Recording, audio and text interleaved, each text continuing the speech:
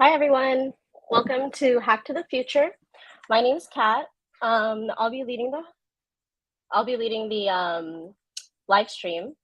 So we're excited to invite you to Hack to the Future. This is a live stream event for developers where we'll be speaking about MetisDAO Foundation and its EcoNodes and the hackathon preparation and resources, as well as going the extra mile of launching your blockchain startup. So as we go through the program, there will be a few Nuvo badges that you'll be able to collect after each segment. Collect all of them for a chance to receive a VIP pass to ETH Toronto Futurist Conference on August 15th to 16th, which is next week, or for a chance to win a VIP swag directly shipped to you. So for now, first, we have Elena Sinandikova. She's a co-founder in DC for education at MetisDAO Foundation, and she's also the co-founder of CryptoChicks. She drove the development of the Metis Smart Layer 2, Koris, Nuvo, P1X, and the ZKM EcoNodes, impacting millions worldwide in the Web3 economy. So first, we will have... Good morning, good afternoon, good evening, good night, wherever you are in the world. My name is Elena Sinelnikova. I am co-founder of CryptoChicks and MetisDAO Foundation. And today here I'm going to talk to you about the hack to the future. As you watch this speech and recording, I'm on my way back to Toronto, Canada, up in the air to join you all at the ETH Toronto and ETH Women Hackathon and Blockchain Futurist Conference. I couldn't be more thrilled to be part of this incredible events in person, where like-minded individuals came together to explore the boundless potential of blockchain technology. And I sit before you today to share a remarkable journey, one that started right where you are right now, not long ago when I too stood in the shoes of a hackathon participant, eager to learn, create, and be part of something bigger than myself. Little did I know that this very moment would become the beginning of life-changing adventure, an adventure that I believe each one of you can embark on right now. So my story begins back in 2017 when I moved back to Toronto. Actually, not back to Toronto, moved to Toronto from Edmonton, where I worked in Edmonton Police for 9 years, and before I was a consultant at the government agencies. So I was quite accomplished a developer and solutions architect with a very good government job. And something was missing, so I actually moved to Toronto to take on adventure. And my adventure was blockchain. So back in 2017, I joined the hackathon. That was a BlockGeeks hackathon at the moment. And I was a hackathon participant. It was a very scary experience for me. Mind you that I was one of the 4 girls that were there. I was like 200 guys. And I didn't know anything about blockchain at the moment. So basically I had to learn all the blockchain development in 2 weeks right before the hackathon. And my team, and I partnered with my team a little bit before the hackathon. We met a couple of times. It was Anne Connolly, you might know her, and Anton Livadia, very accomplished developer. And back then, he was very, very beginner. And Anne Connolly, she's the founder of many startups, very prominent ones. And as we got together, we decided that we're going to create application on sports memorabilia. When all the sport guys have, baseball bats or, baseball balls and collectors collecting them. So we wanted to create an application for the collectors because it's a big market and we thought it would be a great idea to do so. So basically I had to learn all blockchain development in 2 weeks because my part was developing backend on the blockchain, which I did actually very good. And we were placed even like 4th or something like that. It was very high. There was lots of judges, big names. Vitalik was there too, one of the judges. And I was actually good. It was quite scary at the beginning, but I met lots of people. And actually the people that I met at this hackathon, then they probably defined my journey a lot. One of the people I met, it was Tracy Leparola, actually, which I later on also connected on Waterloo Hackathon as well. And she, as you know, she's the organizer of the ETH Toronto, ETH Women, and Blockchain Futurist as well. So, this connection with this remarkable woman shaped a lot of my future. So what I'm saying that everyone that you meet at this hackathon that you're going to, please connect, please get their contacts because they might shape your future as well. So, long story short, after this hackathon, I got very excited, and I went on a meetup application, and I filled in the application to become, the meetup organizer. And I wanted to organize the meetup that I called Blockchain for Ladies. And on the first night, when I just opened up this meetup group, 50 people signed up, and that was very, it was kind of very scary for me. It's like, oh my God, 50 people are coming to my first meetup.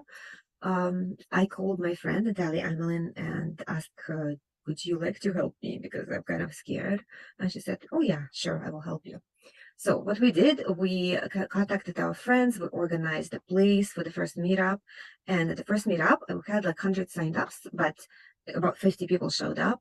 It was women, different ages, was old women, young women, women with the walkers, women with the canes, young girls. So we basically taught them what blockchain is. And me and Natalia. And there was a lot of kind of light bulbs going on. It's like, oh, aha, this is how blockchain works. So it was very exciting. We were drawing the blockchain on the whiteboard. And lots of women got interested, and we started having such meetups every week, explaining the wallets and exchanges and how to transfer the money safely. We did it in a different places. Well, we did it in different places. We actually get to know and partnered with many people in the space. We get to know a lot of them until one meetup that we held, where actually Tracy Laprulo came, and she said, "Hey, ladies, would you like to organize maybe the first big hackathon for women?" I said, like, wow, hackathon. This is the one that we were on the BlockChicks. We're going to have our own. Oh, wow, this is so scary and exciting. And we went for it. It was, again, without Tracy's help, without help of all the people that we met, we would not be possible, because basically, Tracy took us by the hand and walked us to Mars, and they say, hey, here's the girls. And by that time, we already called ourselves CryptoChicks. So here's the CryptoChicks, and they would like to organize a hackathon here for women. Anyways, we got the space for free at the Mars Center in Toronto, but what we didn't know, that there is a labor bill that we had to pay, and this bill was for 30 grand, 35 grand. And at that time, when we received the bills, like, oh my God, 35,000, we need to get the money somewhere to pay it, because we didn't have them. So I got on the phone and I started calling companies. I got on a LinkedIn and I started texting, basically, searching in the search like blockchain, and texting everyone I could find. We needed to find sponsors. And we also got the girls from the meetup that came, like the girls that came to our first meetup, and we asked them to help. And many of them become our first CryptoChicks. We also had to open up the company, non-profit one. And we become a business all of a sudden. We didn't plan to. All we wanted just to educate women. That's all we wanted to do. No plans to open a business, but it just happened. Again, long story short, all these phone calls, texting on LinkedIn, it paid off, and we got sponsors. We got Royal Bank of Canada. We got IBM. We got Microsoft, we got Accenture, we got Deloitte, we got all those big companies. They actually agreed not only to give us money, but also to bring their women onto the hackathon so they could get hacking teams. And that was the idea of one of the girls that attended our first meetup as well. So again, all these people that came, to this first hackathon that we were in, and to all the following meetups that we organized, they all helped us. So I'm just opening you the ideas on how to shape your future, how to involve those people, how to work with these people. So all the people that you meet at the hackathon, that will be on your team or not maybe on your team, the people that I judge and people that are organizing, they, again, keep in mind that they might shape your future. So hold on to them. People are gold. Again, long story short, our hackathon got a big splash in the news. We got in a big media, big papers, again, printed the stories about us. And we got a call from Drapers University, and they said, oh, CryptoChicks, would you like to come and teach at the Drapers University? So after our hackathon, that was actually in April 2018 in Toronto, we had to fly to California to teach in a Drapers University. So all of a sudden we got famous there, and in there we met people that actually after that opened up chapter of the CryptoChicks in Pakistan, and also held a hackathon there. So you see that all these connections, they all come in together. Our first hackathon of the CryptoChicks, again, because we had all these big companies, IBM, Microsoft judging, they all actually took our winners and they gave them jobs, and they even take some of the projects that were at the hackathon into development, and later on this became kind of like blockchain products of the Microsoft and IBM. So again, big impact just from the small thing, impact in millions. And we started having events, hackathons in every corner of the world. We flew to Australia. We had a hackathon there. We had a hackathon in Pakistan. We had a hackathon in Bahamas. Just recently this year, we went to Mexico. We had an event there in Mexico. So all the chapters started opening up. We were finding people that were willing to open the chapters. So the CryptoChicks spreading all over the world. We also held a hackathon that were online during the COVID. We opened up CryptoChicks Academy, which is the courses for women. We opened up CryptoChicks Hatchery, which is the incubator for the projects that are women creating. So all these programs are starting, piling up. We got sponsors and support. We always can use more, but yeah. So this is the life of the nonprofit organization. And at one of the events, I met my future co-founders of MetisDAO Foundation, Kevin Liu, who probably connected with me on some human level, and he came to me with the idea of creating a MetisDAO Foundation, Metis project. And Metis project meant to create a Web3 economy. And this is what was missing when we were working with CryptoChicks. We needed for our girls some technology base and some framework for them to work and to build in their projects on something. Different ideas were coming from left and right from our girls at CryptoChicks, but we always were suggesting, oh, you have to build on Ethereum, but how to build and where are the developers? All those kind of like were missing pieces. And when Kevin came to me with the Web3 economy, that we're going to build this Web3 economy on our own, layer 2 on our own platform. So that was the missing piece, this platform that we can already have, and we can build all this project on top. And all this project will create the EcoNodes and Web3 economy. And that was, yes, for me. And we started raising money for MetisDAO Foundation. We did a successful raise. We started building our own layer 2, because the existing layer 2s, and layer 2, if you didn't know, this is a scalability solution. Ethereum is too expensive and too slow, but decentralized enough. So we needed a layer 2 on Ethereum scalability solution on top of Ethereum that would be as decentralized as Ethereum, but would be very, very cheap. The transactions are very cheap and very fast. We're going to find the one that of the top that that we can use. So we created our own Metis Smart Layer 2, and we it is already in production for 2 years for now, and we have like over 100 projects that are working on top of it, and we now creating all the other missing parts of the Web3 economy, which we call EcoNodes. So we are in the process of doing that. So you see, from one hackathon at the Block Geeks, all this unfolded, and creating our own platform, like besides even creating the CryptoChicks, a nonprofit, we created the whole Web3 economy, the whole layer 2 where all other projects can work. Now we're going further, we're scaling, creating an EcoNodes. So Metis team was only 100 people at the beginning. At the beginning, of course, it was only like 3 people, but then it grew into 100. But now it increased 5 times, because now we have 5 EcoNodes. So it is growing. It is our Web3 economy is now started working. It starts scaling, and maybe let me share my screen to go over of what we have right now, and at the same time to tell you about the bounties that we have too. And by the way, on the right bottom corner of the screen, there is the claim badge. So you can claim badge of this presentation. So our first bounty is to create a CryptoChicks Academy course. So in at DoraHacks/hackathon/ETWomen, there is more detailed a description of this bounty.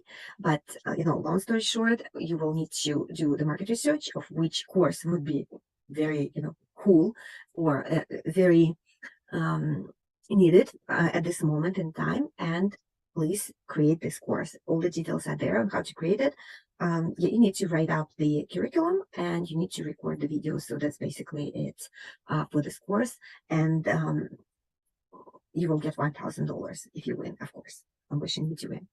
The bounty that we put up as a MetisDAO Foundation onto each Toronto is create the next Metis EcoNode. So you have to do the research of the MetisDAO Foundation, of all the Metis ecosystem, and come up with your EcoNode idea. So what is the EcoNode? EcoNode has to bring users to Metis Web3 ecosystem. It also has to fuel the economy. It means that it has to provide the service, consume the service, or support the capital markets. So any of those three is supporting Web3 economy. Therefore, the EcoNode, your EcoNode idea could win. So take on this bounty.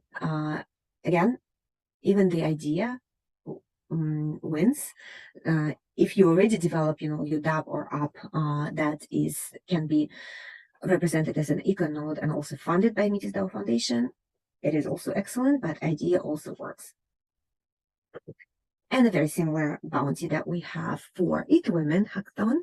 And this is bounty It Women Goddess of Wisdom and Leadership.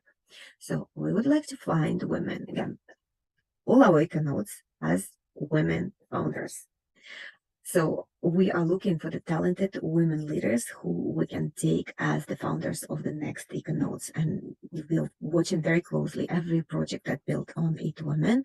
And we would like to get connected to all these talented women. So take up this bounty so we can work closely with you. Demonstrate the knowledge of the Metis ecosystem and show how your project can be part of the Metis Web3 economy. We are looking for the women leaders. And again, this bounty is $1,000 bounty as well. You can also find the details of this bounty at doorhacks.io hackathon 8 women, and on the bounty that for the next Metis EcoNode, doorhacks.io/hackathon/8Toronto 2023. All the details of this bounty. And you can connect with me on Twitter, same as the CryptoChicks and MetisDAO Foundation. So these are all the handles that are for the CryptoChicks and MetisDAO Foundation and myself. And you can also text me on LinkedIn. I usually very responsive on LinkedIn, but in order for me to answer your question first and connect you first, please use Hack to the Future phrase so I can actually do the search and I can see that you listen to my speech, and I would reply to you first.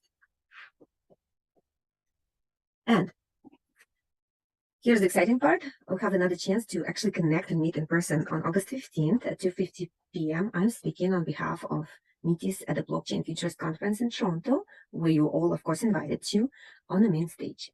I'll be there to meet you right after my speech to answer your questions, share insights, and continue inspiring blockchain journey together. Now, I shared and I spoke for quite a time to you, not to boost my achievements, but to show you that each and every one of you holds the power to make a difference. Your journey starts here at this, 8 Toronto or 8 Women Hackathon, whatever you're attending. This moment could be the spark that ignites a series of events that will impact the lives of millions. Remember that your ideas, your creation, and your passion have the potential to shape the future of blockchain and beyond. And it's not just about lines of code, it's about the impact you can have on people's lives. Solutions that you can provide to global challenges, to the communities that you can uplift and empower. Believe in your potential, just as I believe in each and every one of you. And your journey starts here, and it is only the beginning of an adventure that could change the course of the history. I encourage you to seize every moment of this hackathon, embrace the challenge, and let your creativity flow. The journey you begin, again, as I said, has the potential to influence lives of millions, just as mine did. Remember, it's not just about the technology, it's about the impact that you can make and that we can make as a community.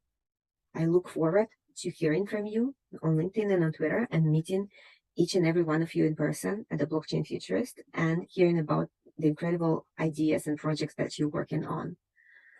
Thank you now for being part of this journey with me, with us, with Metis, with CryptoChicks. and I can't wait to see what we'll achieve together. See you soon in Toronto. Thank you.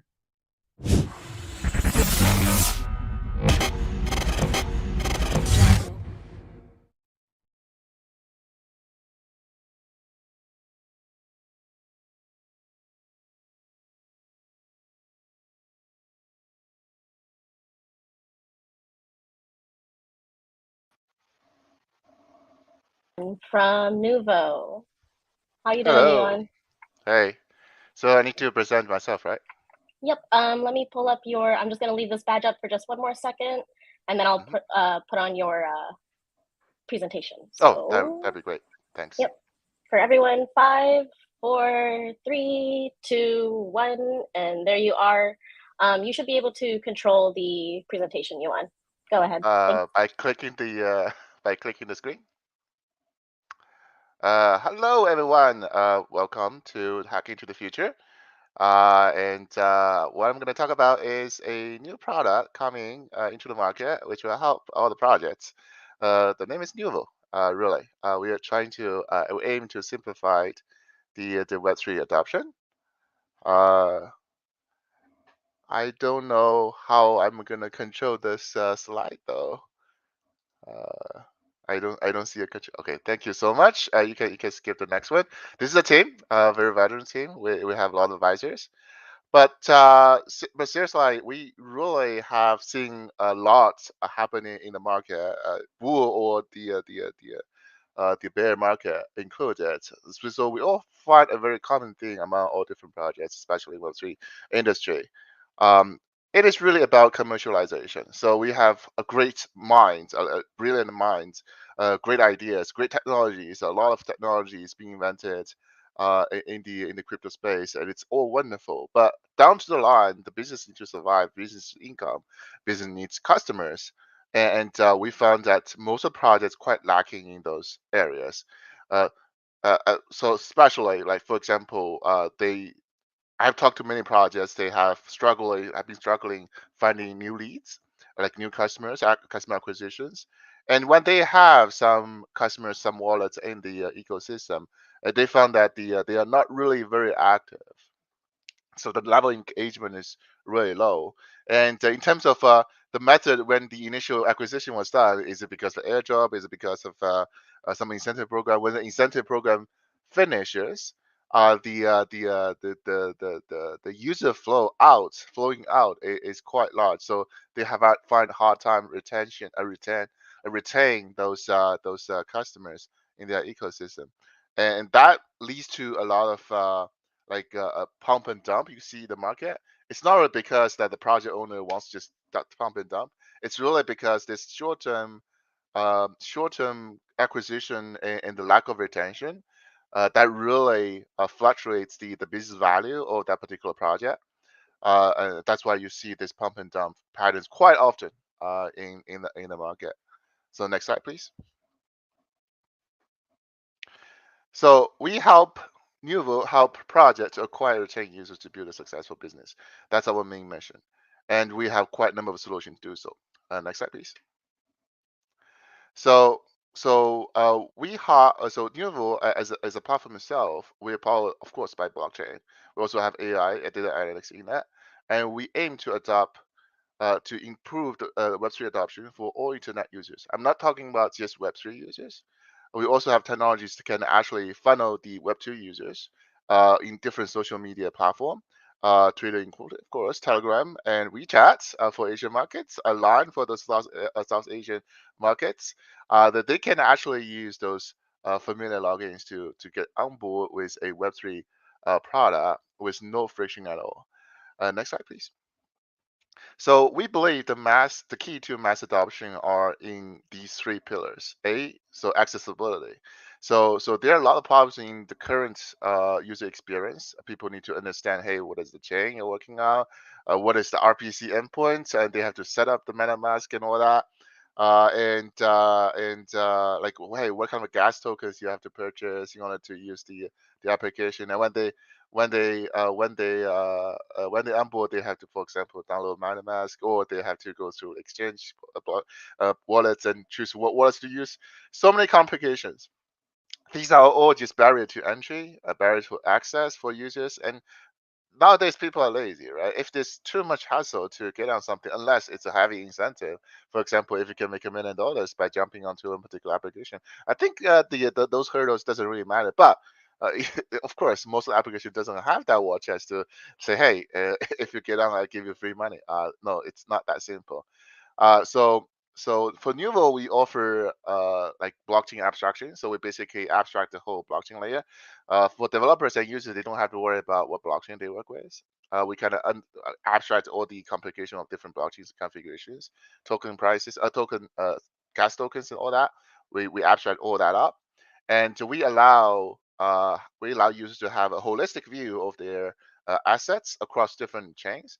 So they have a single view of all their assets, and if they want to move stuff, we facilitate that interoperability. And I just mentioned we do support all the social logins, all the familiar social login, and we're adding more because there are so many logins now. There's so many ID system ID providers, so we're adding more as it comes, and if people request more, then we're going to add it. And the developers and user would enjoy free SSO access, so they can just keep using their familiar IDs without worrying about having like have to invent new passwords and stuff. You don't have to worry about all that. So that particular pillar is aiming to solve this accessibility problem. And and then for developers, we allow very easy integration. And later slides, I can show you how easy that is. But it's extremely effortless, and people can jump on board and integrate with Nuvo platform and start enjoying all those accessibility for their users in no time.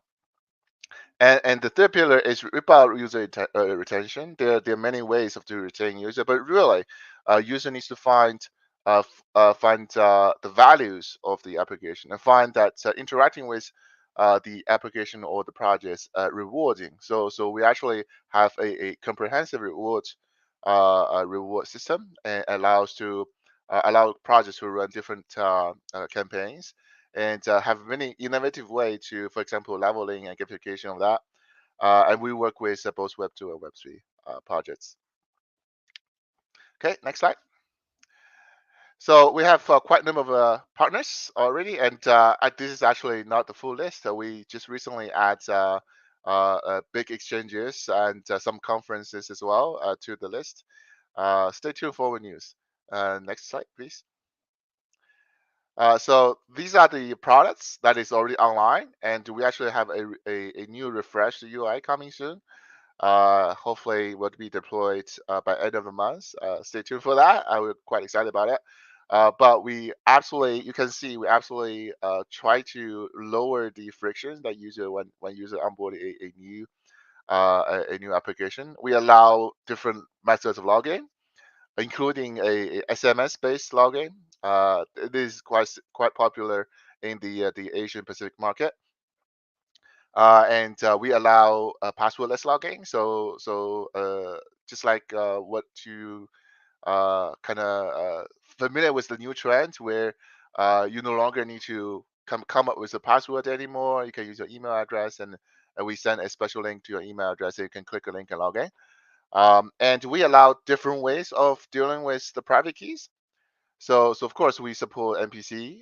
So you can kind of share a shard of the key with us, so that you don't have to worry about the key recovery or hacking of your private keys. Of course, but if you're fully confident and do not want to have any risk of having any piece of the keys, and you can do self-manage, we support that on the browser and the native apps on the phone, and no additional stuff you have to download. So we support self-managing keys.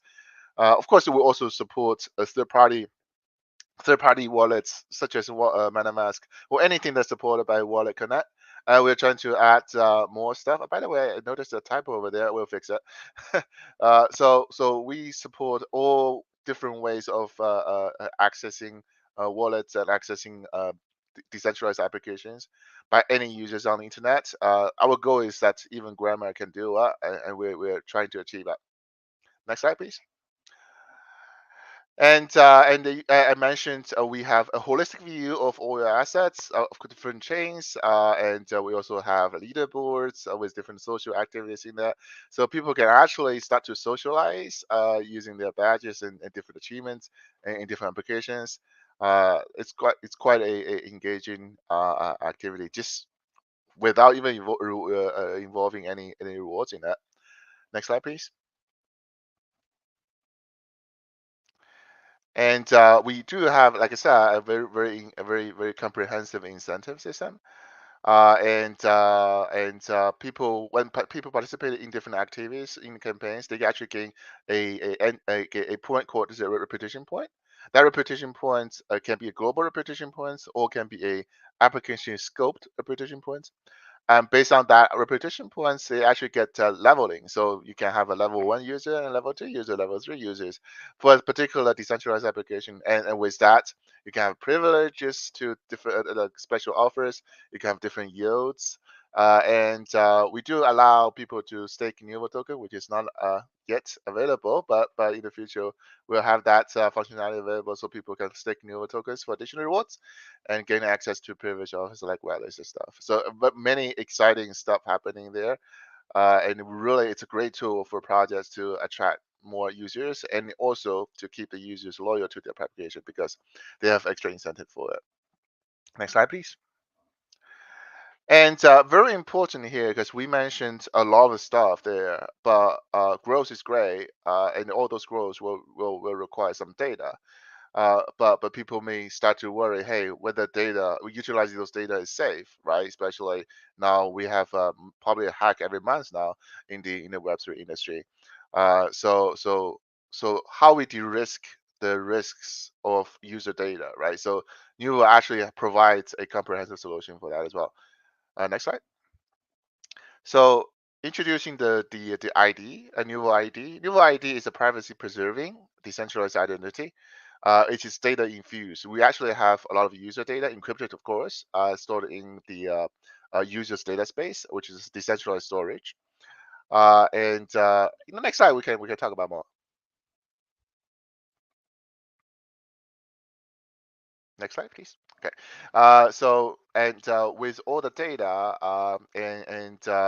now user can actually, so the project can actually see a lot of analytics, how the people are engaging with the campaign, how people are utilizing the features of the products, because it's actually a very important information. Because if you have a user like only use once a month for a particular feature, and you spend like $2 million in that on it, and without getting a return, you know exactly why what areas more to focus, right? For example, people may stop on using certain feature or give up on certain user features to give bad reviews on certain things. These are things that we can actually get insights from those Web3 analytics that we provide as part of the package. Next. We all the products we mentioned, they all have privacy preserving as the main principle. So anything that we do is everything is secured and owned by the user itself. So included the data itself. So there's no centralized place to store the data. People actually don't have access to your data only with your consent, and only with the consent and the additional processing from your side, so they can get some pieces of the data or attributes of data, or if you really want to give out the raw data, you can do so as well. And by doing so, you may also get some incentives along the way. Next one, please. And we kind of covered all that as well. So it is a very nice technology that we have invented. It is based on the zero knowledge proof.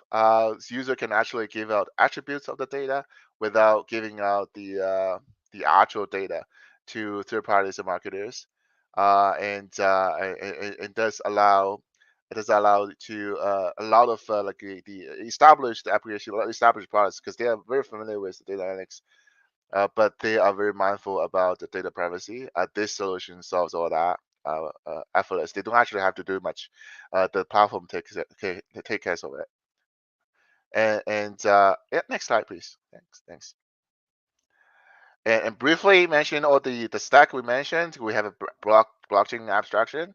On top of it, we have the identity layer, the SSO integration.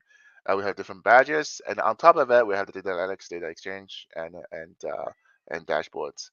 We're playing in all sorts of vertical markets, as you can see on the right-hand side. So, like I said in the beginning, any projects, if you have a project idea in mind, and you may having issues or having concerns of attracting users or keep user engaged, I think you should definitely talk to us. Next one. I think the slides is a little bit out of order, but apologies for that. But this this is what we mean by a privacy preserving exchange. So just like that, so people don't have to give out the raw data out. They can use the ZK technology to give attributes of data, so people can start utilizing getting the insights from your data, but really not having access to your data. Next one, please. Okay, so we do integrate with any chains. We're not limited to just Metis. And we work with all the projects from different chains, different even Web2 as well. We have Web2 clients just to utilize the data privacy features. So that they don't have to worry about all the data collected during the campaign, and so they have a peace of mind because of that. So we integrate with anything. So like I said at the beginning, again, if you have a project, you may find a Nuvo useful to you. Next one. So in terms of integration time needed, the actual technical integration is about 2 hours. And I'm not lying. It's about 4 lines of code. That's so 4 lines of code you can integrate with a Nuvo platform and start using Nuvo access. And the going live is about a lot of testing, so making sure that everything's working fine. And on our side, we also want to make sure that all the API has been going through correctly, and we don't see any red flags in terms of how the API is being used. So like 2 days for going live. And based on the track record we have seen so far, 80% increase engagement is an understatement. We saw many explosive growth of engagement because utilizing the platform. So if you have a project and it's worried about user acquisition and retention, definitely talk to us. Next one, please. This is the partnership program. So all the partners have been going through this. We work with all the projects, no matter big or small, and we love to help. So again, we believe there's so many brilliant minds in the industry. It's just that it's sad to see a lot of commercialization side has been failed. So, but we can help. We can definitely help. Next one. So of course, people will say, "Hey, is your platform going to cost a lot?" I can tell you, we don't charge if you don't see the value. What do I mean by that? Next slide. Is that with the engagement of Nuvo, you should see a increase in various amount of metrics. So as part of the deal, we'll actually discuss with you what kind of metrics you wanna enhance with, right? What kind of metrics you want to improve, and we don't charge unless we see a meaningful improvement of those metrics, and we're that confident. And we do have special programs for startups for certain features. We may offer some features for free. For enterprises, because the large number of users, we may have custom price in terms of how we charge based on the metrics. So the goal is so our projects know is that we want to help, and I also understand everyone's doing startups, so we may not have a lot of money, a lot of risk taking appetite. So we offer no risk engagement. You only have to pay when you see the results, and we're confident that you will see the results. Next. And just to update you all the different attractions we have right now. So fresh news. Next one, please. So right now we have 52,000 users on the platform. So it is 52,000 users you can tap into. So that's a good start, and it's been growing very fast. It's what I call a hockey stick growth trajectory. We have just signed a couple big clients who will bring us millions of users. So it's a lot of good opportunity to work with us, right? Next one. And these are the media coverage. Feel free to search Nuvo on those medias, and you'll see we're very invested into the decentralized identifier and the customer engagement. Next one. And thank you everyone for enjoying my talk here. Hopefully it is a great service that you think is useful to you. And I will be at the futuristic conference as well. Look for this red shirts. You should be able to find me, and happy to chat about and how we can help. Awesome. Thanks, Yuan. While we keep up this badge for just a few more minutes, or for a few more seconds, do you guys have any Discord or Telegram channel that people can join to engage with you guys? Yes. On top of my head, I don't have it right now, but we can have a separate message on Twitter. Okay, sure, awesome. And then just for everyone out there, you can go to nuvosphere.io and find all of their contact information there as well. Thanks, Yuan. Thank you. And then next we have Chelsea from Koris. I'm gonna leave the badge up for just a minute. And Chelsea, I'm bringing you on now. And then, all right, you should be unmuted. How are you doing, Chelsea? I'm doing well. How are you? Amazing. I'm gonna add your presentation up here. And then just let me know when you need me to change the slides. Okay, sure, no problem. And I'll drop in the chat some links too. So I'm not sure if it went through, but okay. I'm not sure if it went through actually, but either way, I'm sure that Kat will be able to share the links at the end. So my name is Chelsea, and I'm the co-founder as well as COO of Koris. Today, we'll be talking about how Koris is building a scalable ad model by streaming rewards to influencers and creators. And towards the end, I'll also share how you can get started. And so make sure to stay because we do have opportunities to earn streaming crypto rewards. Next slide, please. Great. So why are we building this? Right now, there's a problem and there are gaps in influencer marketing.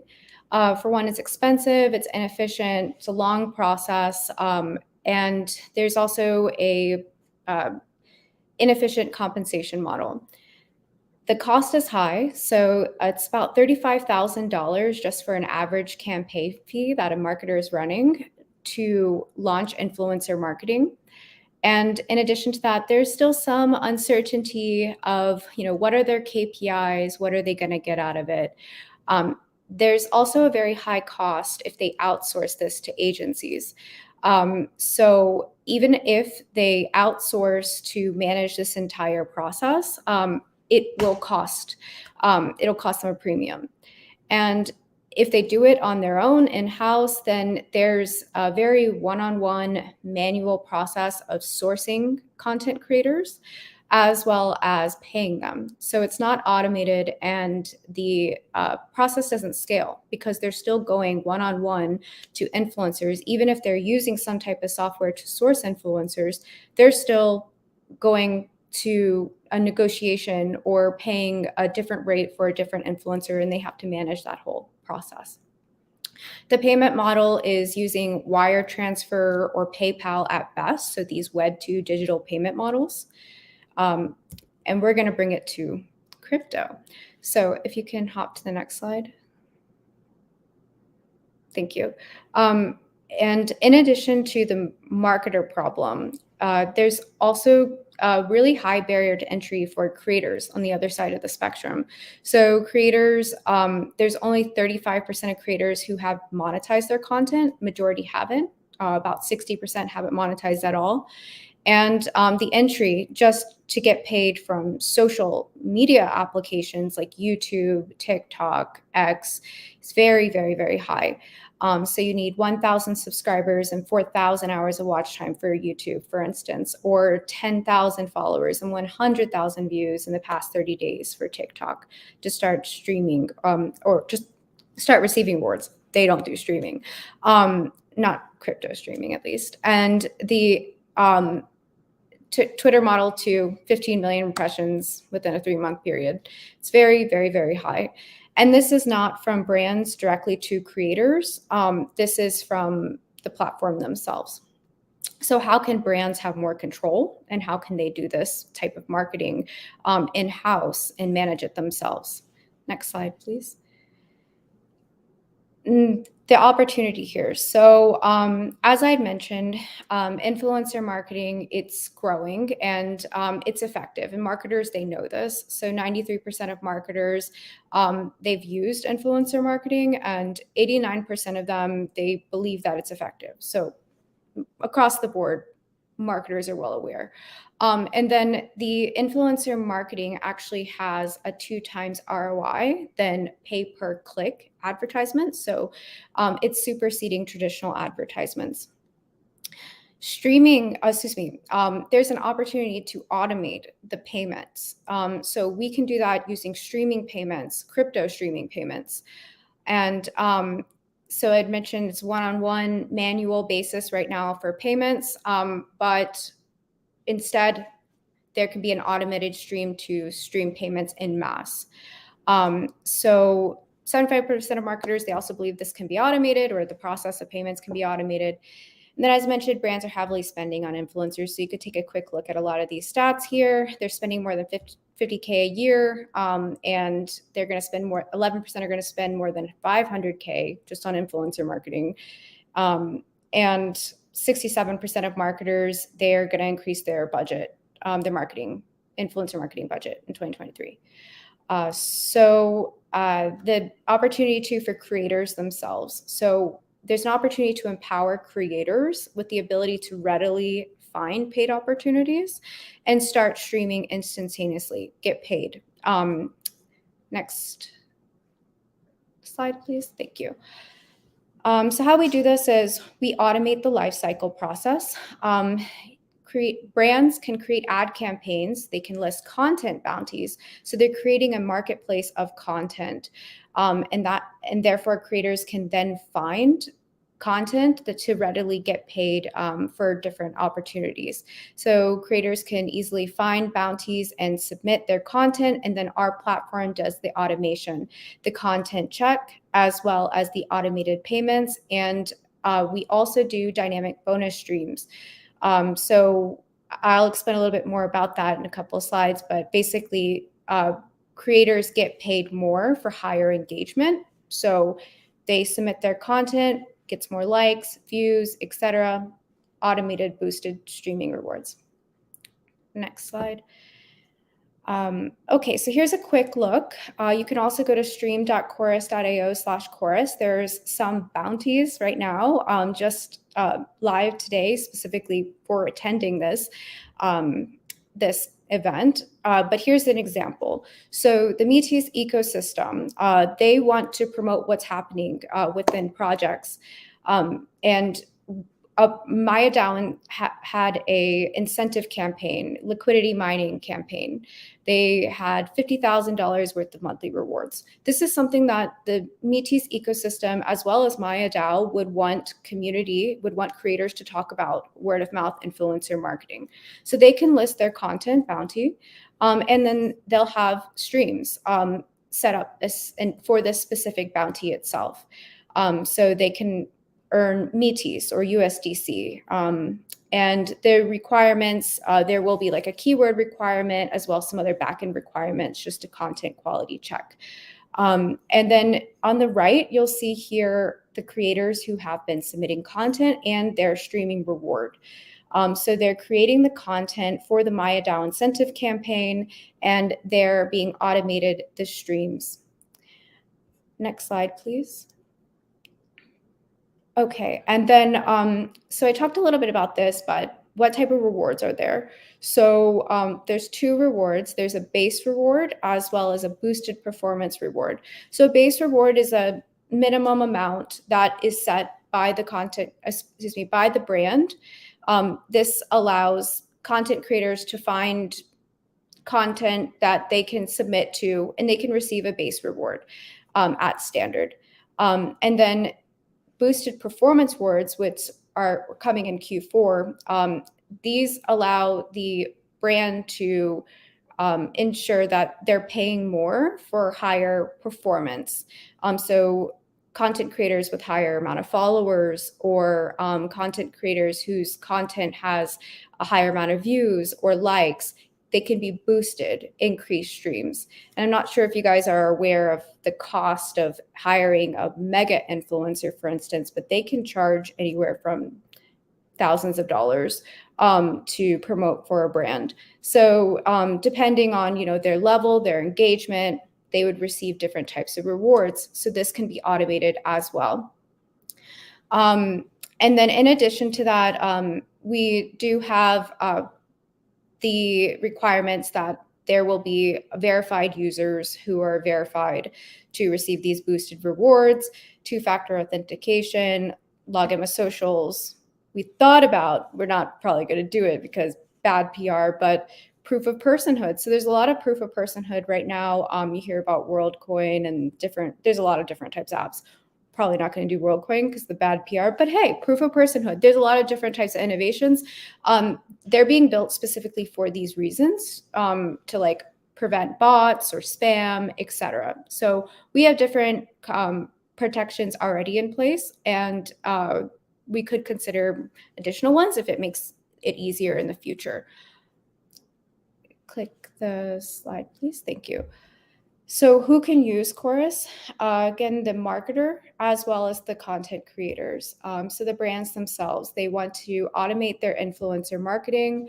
They want an easy management of their campaigns. They want to onboard more creators, and they want to do this in-house, and they want it to be cost efficient, as well as content creators themselves. So they can find in the marketplace of content opportunities immediately. They can skip like a negotiation, or there's also, if you have you ever done this before, right now how it works is the creators on a lot of these influencer marketing software platforms, they list their rates and people click on their profile and then hire them. But again, it's one-on-one with the brand to the creator, and it's not being streamed. But the creator has to sit around and wait and hope that the brands will want to pay them or want to hire them for their work. So instead, the brand is able to readily find the work themselves.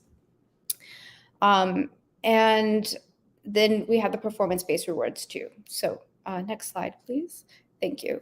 So the global market size across the board, it's growing. I think we all know social media. You go on any of the social media apps, there's always there's new people joining every day, and everyone wants to create new content.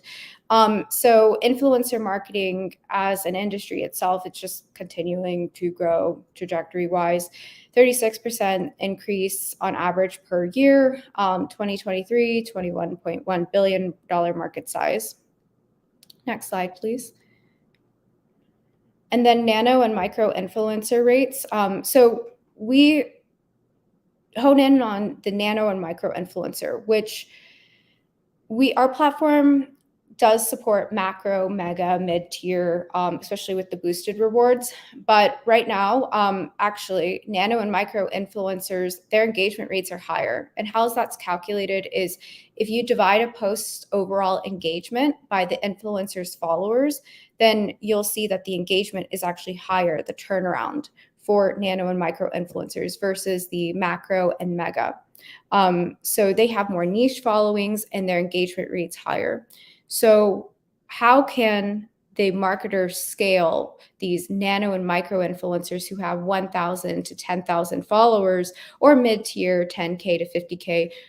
How can they scale at mass all the amounts of people, or all the creators that have, have engagement potential, but are, not worth having a call with? Maybe have a call with a mega macro influencer, of course, like a celebrity. You could have a deal with them, but for scaling the nano and micro, that's a different story. Next slide, please. So our roadmap, our private beta, which keyword private, we did have a soft launch and it is live now, but we have not gone live publicly. We've onboarded our early clients. But the private beta, so looking here, what we do is the streams. The streams are available, as well as being able to manage ad campaigns and bounties. Gasless transactions, so our projects are able to subsidize the gas, and they can allow the creators to have a seamless gasless experience. And then social app login. So logging in with your Twitter or logging in with your Lens Protocol, logging in with Lens Protocol app or YouTube or TikTok, etc. So you can log in with your social apps to be able to sync your content, as well as token integrations, which is interesting and different, but it's like a double whammy marketing for Web3 projects who want to stream their token directly to content creators versus, streaming USDC. They are able to add a layer of token marketing, but the rewards are earned. So in order for the creators to receive the token, they have to output. They have to create content. So we can do the token integrations as well.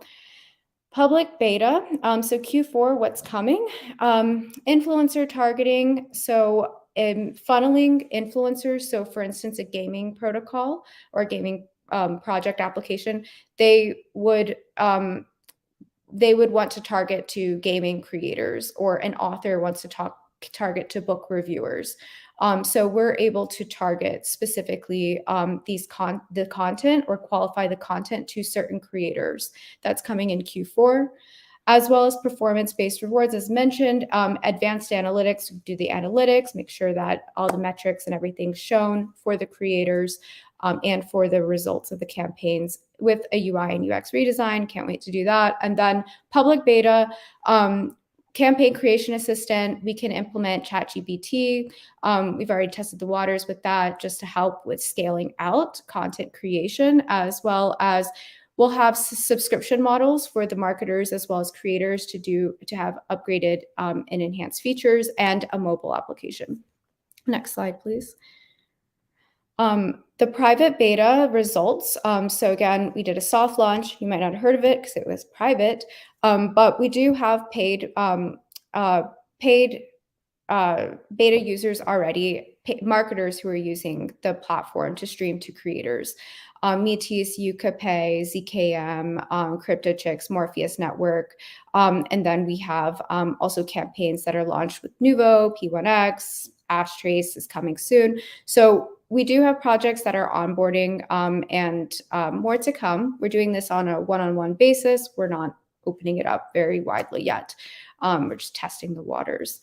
Creator engagement results has also been high. So we have measured our engagement results for the content creators who have submitted content on Koris, and it has received 113 times more engagement than a Twitter ads campaign. Again, engagement is dividing the amount of followers with the engagement rates, like likes, followers, reshares, etc. The average cost is 3.2 times less than the equivalent of a Twitter ads campaign. So the cost to launch a Twitter ads campaign is more than the cost to run a campaign on our platform, and has organic traction of creators already, and we haven't even launched marketing. So by word of mouth, creators are coming and looking for these content bounties and participating. 250 projects signed up for our whitelist. So these are actual projects, not people, but companies. And then 30 plus projects were onboarded to our testnet application. Next slide, please. Here's our team, so you can meet everyone. We also have a couple people who aren't listed here. I wish they were, but we have our CEO. I think you guys have perhaps some familiarity with some of these faces. And our technical gurus, Pavel, Chris, myself, and then we have advisors, key advisors, Natalia, Karen, and Kevin Liu. Next slide. So, okay, I promised in the beginning that you can start streaming, and that means you can earn crypto rewards, Metis specifically.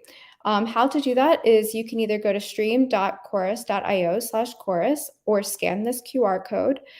Go to that link and you'll see 2 content bounties running for 1 week. So you can test and use Koris. And next slide, please. So you can also claim a badge. So it's a Koris badge. You have to go on Nuvo. I think you guys have already been doing that. You'll also see that one of the content bounties on stream.koris.io/Koris has that you will screenshot your badge and post it on Twitter. So if you do that, you can earn Metis. So that's one fun thing that you can do. So make sure to check out the bounties.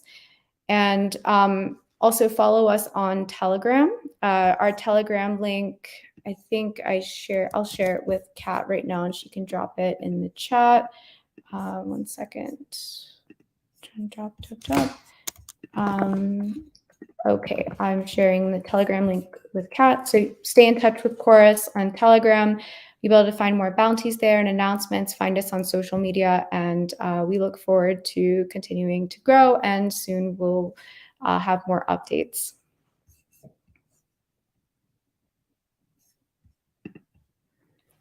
I think you're on mute, Kat. Haha. Okay, awesome. Thank you so much, Chelsea. I'm going to leave this badge up for just a moment. I'm reading everyone's comments. I see that there may be some issues with claiming your badge. All you need to do is just go through the login process. Coincidentally, Nuvo is updating their UI. So even though you may not see your badge immediately, you'll see it within the next couple of days. But all right, I'll leave that up. Thank you again, Chelsea. I'll see you soon. And up next is going to be Ben. I'll bring you on here, Ben. Howdy do, howdy do. Hello. Hello, Nice hello, to see hello. you.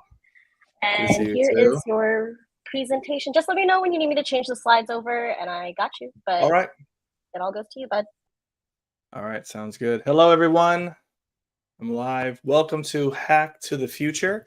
I'm Ben Jones, representing the Dynamo team at P1X over here. So in this booming era of AI development and in a time where crypto is navigating a bear market, I'm excited to introduce and update you on P1X, Metis ecosystem accelerator and Web3 plus AI project incubator for the APAC region. So today we'll explore the Web3 landscape in the Asia Pacific region, our flagship AI Web3 project, Anur, and a sneak peek into our upcoming DeFi initiative. It's a liquid staking derivative that will empower the Metis ecosystem. So maybe go to, let's see. All right, cool. All right, so the question is, why the Asia Pacific region? Why are we at EcoNode focused on that region? So to answer that, so let's zoom out and look at the Asia Pacific, or as we call it, the APAC opportunity. So so thank you. Yeah, you can go to the next one. Sorry. The APAC region is on track. I don't know if you know this, but it's on track to lead the global Web3 market, with projections touching an impressive $81.5 billion by 2030. This growth is propelled by the banking, e-commerce, and healthcare sectors in the region. So now let's zoom into the APAC and focus on Southeast Asia, as you can see in this slide here. Within the APAC region, Southeast Asia, all you those who are from Southeast Asia, shout out to you guys, is emerging as the collective juggernaut of the region, surpassing powerhouses like China and Japan. This is incredible, and we're in a bear market. And within Southeast Asia, there are many rock star nations. So can't list them all because time constraint, but I'm going to just start with these 3. In Vietnam, Vietnam has clinched the #1 spot globally for crypto adoption for 2 years running. That's incredible. And they've established themselves as the 2nd largest cryptocurrency market in Southeast Asia. Now we're going down to Philippines. All the Filipinos, shout out to you guys. So in the Philippines, they've been the global leader in Web3 gaming, GameFi, for the last 3 years straight, with Filipinos making up 40% of user base for GameFi games like Axie Infinity and many others. And then in Thailand, they are the largest crypto market in Southeast Asia, and leading the Thai banks like K-Bank are at the forefront of digital financial inclusion. So they are providing banking for everyone with a phone. And their plans are to integrate Web3 tech, making crypto accessible to the entire nation. So we can move to the next slide. So that's why APAC. That's why the APAC. And now introducing P1X. So P1X operates as both a Web3 AI incubator and a MetisDAO ecosystem accelerator. Now, what does that mean? You can move to the next slide. Oh, you can go back, yeah. So our core mission is onboarding outstanding projects from the region and empowering Web3 and AI innovation strategically in this APAC region. So let's dive into P1X's flagship projects, which I'm super excited to introduce it to you all. So let's go to the next slide. Introducing Newer. This project is about revolutionizing decentralized AI development through blockchain technology. All right. So as AI development scales exponentially, centralized systems face a challenge. The challenge is skyrocketing computational power costs and also GPU chip innovation limits. So the innovation is going and the computational power and the chips can't catch up. So let's go to the next slide here. So Anuer's philosophy is to democratize AI GPU power through blockchain, ensuring cost affordability, number one, and returning power and literally and metaphorically power back to the people. Our vision with Anuer is an AI-human symbiosis, which means, and it's anchored in a DAO-based AI framework. So this ensures that human free will remains safeguarded from those who may want to implement some centralized system control over us. We can move on to the next one. So if you can imagine a future with an AI human network where you and your friends own computing and AI, not governments and big corporations. And to further this vision, we're launching an AI chatbot to spread our message and a grant program to foster development, partnerships, and incubation in the region. You can move to the next one. Additionally, we're excited about our LSD project on the horizon. This liquid staking initiative aims to provide liquidity and staked assets and will be a significant DeFi achievement for the MetisDAO ecosystem later this year. So stay tuned for that one. You can move to the next slide. All right, so as we're looking ahead into the future, AI development is surging even as we navigate a bear market. The APAC region is on track to become the global leader in Web3 within a few years, 2030. Moreover, Southeast Asian countries have consistently secured top positions in crypto and GameFi year after year. The Asia Pacific is not just on the brink of a Web3 revolution, it's poised to redefine its boundaries. In this transformative era, P1X positions itself as a pivotal catalyst in a way. Our unwavering commitment is to spearhead Web3 and AI innovations and accelerate the Metis ecosystem. So we're not just optimistic about the future. We're jumping head first, getting into the mix to help where we can in shaping it. And we're incredibly excited about this journey and look forward to forging this path alongside you, all of you who are watching. So shout out to everybody who's there. You can go to the next slide. Or is there a next slide? No, never mind. Let me see. Well, if you want to check us out, go to Linktree. Oh, yeah, there you go. Yeah. So this is our, just scan this QR code. And also go to Linktree /P1X Labs to find all our socials there. Telegram, Discord. Check us out. We have a lot of things going on. And if you're interested, we'd love to partner and connect with you and your communities. And yeah, thank you for your time. Awesome. Thank you so much, Ben. That's awesome. I'm so glad that you were able to make it today. Everyone, go ahead and claim your badge. Just a reminder, I understand you might be having some issues claiming your badge today. Just go ahead, go in through the login process, and after the system update, you will see the badge in there. All right, have a great one, Ben. Thank you again so much for joining. Thanks, guys. Have a great one. Bye. Bye. And then next we have Philip from ZKM, the newest MetisDAO Foundation EcoNode. He's the DevRel lead. And let me just pull up your presentation. I'll give you guys one more second to scan that badge. How you doing, Philip? Yeah, I'm doing great. Thank you, Kat. Hi, everyone. Very excited to be here on this, great, actually, lineup of presenters. So very happy to be speaking for ZKM. Awesome. Happy to have you here. Go ahead and take it away. Awesome. Thank you very much. Okay, so hi, everyone. I'm Philip, as Kat mentioned. I'm the DevRel lead for ZKM, or usually short for ZK Metis. So we can go to the next slide, please, Kat. Yeah, so what's ZKM all about? So right now in the industry, we have a lot of layer 1s and layer 2s and other types of blockchains that require additional scalability, require additional security in regards to maybe they're very popular, but then they require a lot of additional features.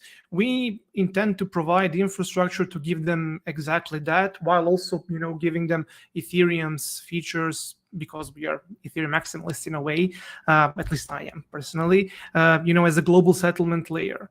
But it's completely notwithstanding, what kind of layer 1, layer 2 it may become, because we're going to implement the MIPS instruction set. If you can get your instruction set down to our MIPS, we can basically utilize you as infra. But what's also important to mention that this does not apply only to Web3, to blockchain world.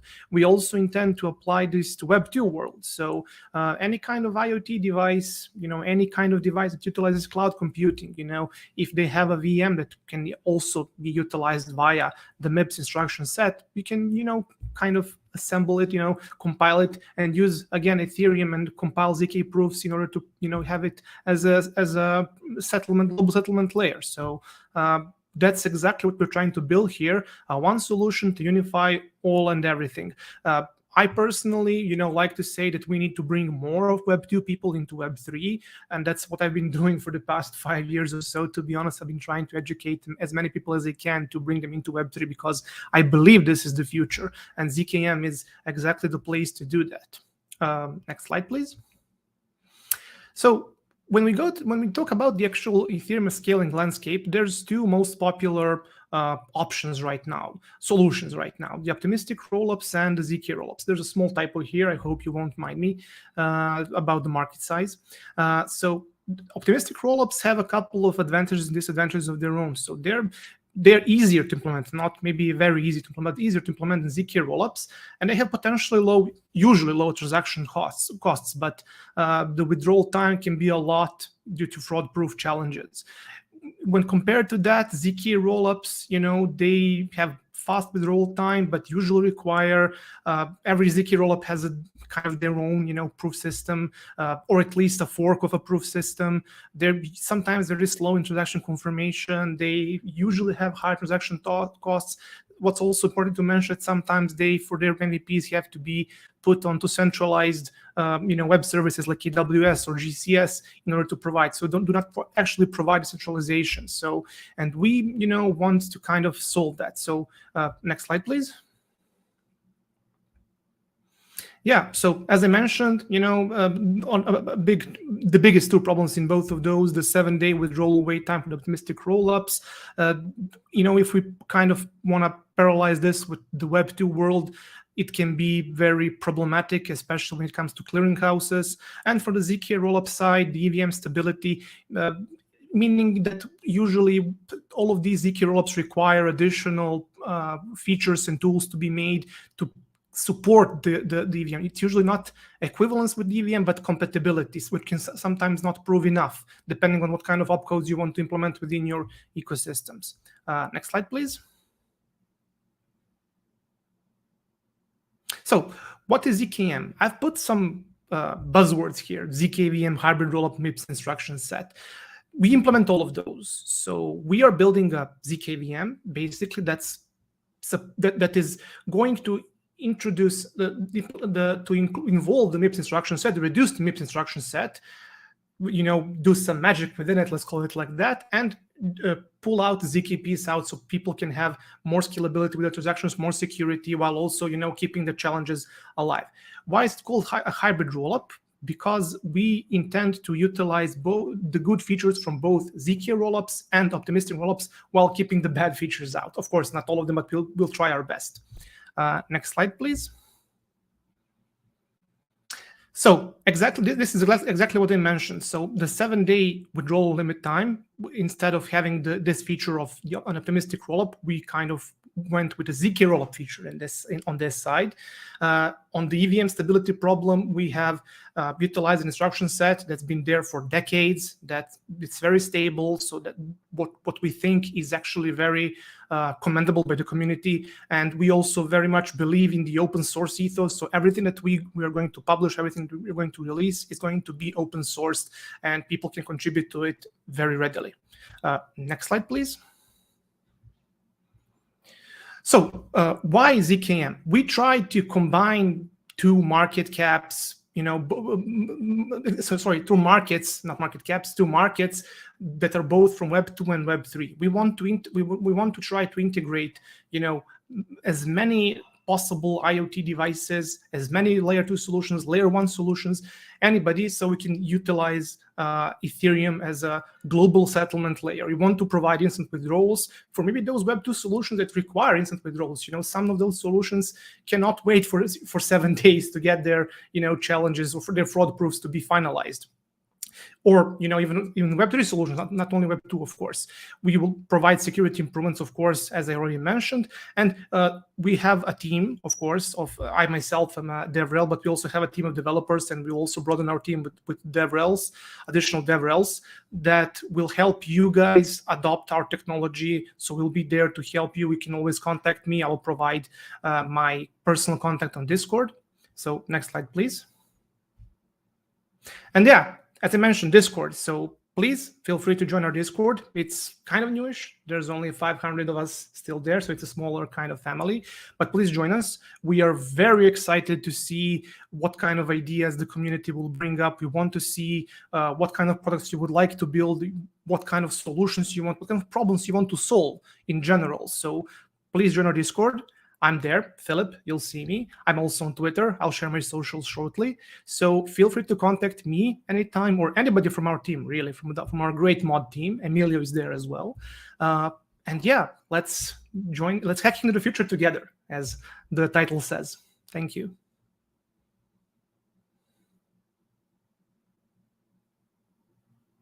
I think you're muted, Kat, sorry. I keep on doing that. I'm so sorry, guys.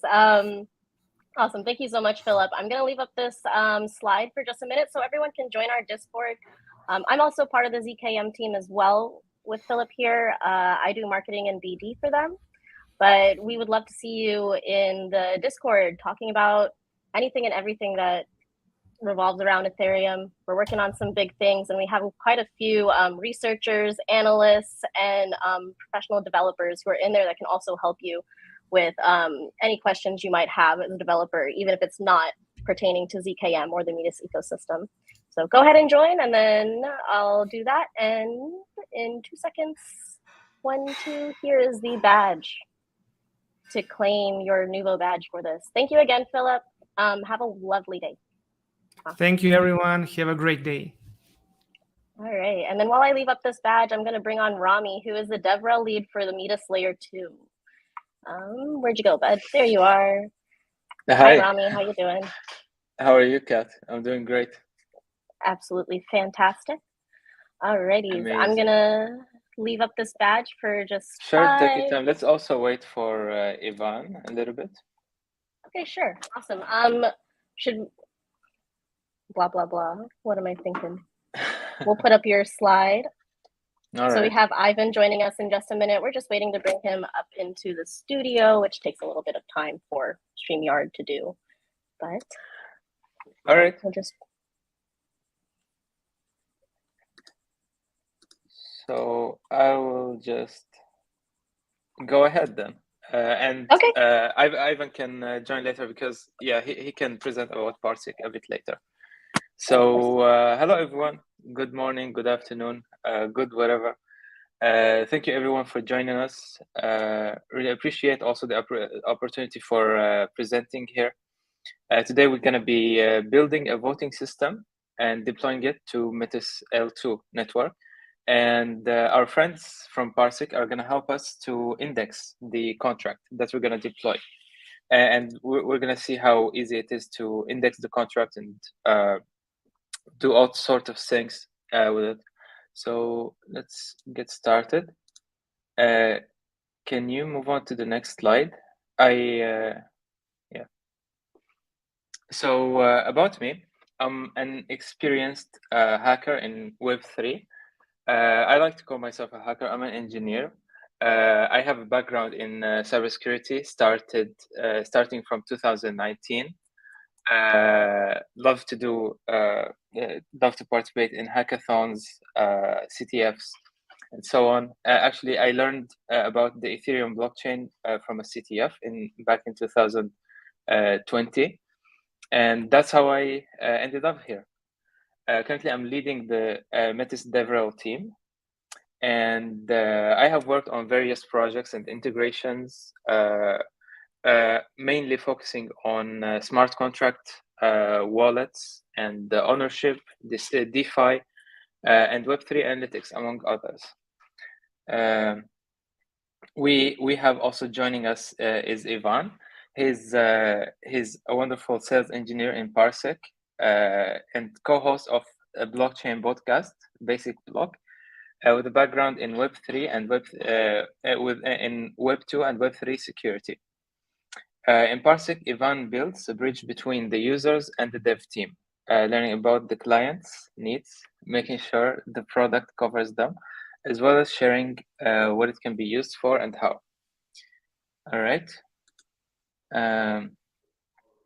So what's on the agenda? What are we going to discuss today? First, we're going to discuss Ethereum blockchain. What is it? How does it work? I believe a lot of people before me, especially Philippe, talked about Ethereum and Ethereum scaling. So we're not going to delve into that very deeply. Save some more time for our next presenters. We also going to learn about Solidity, the programming language for Ethereum blockchain. Learn about layer 2 solutions and what is Metis layer 2.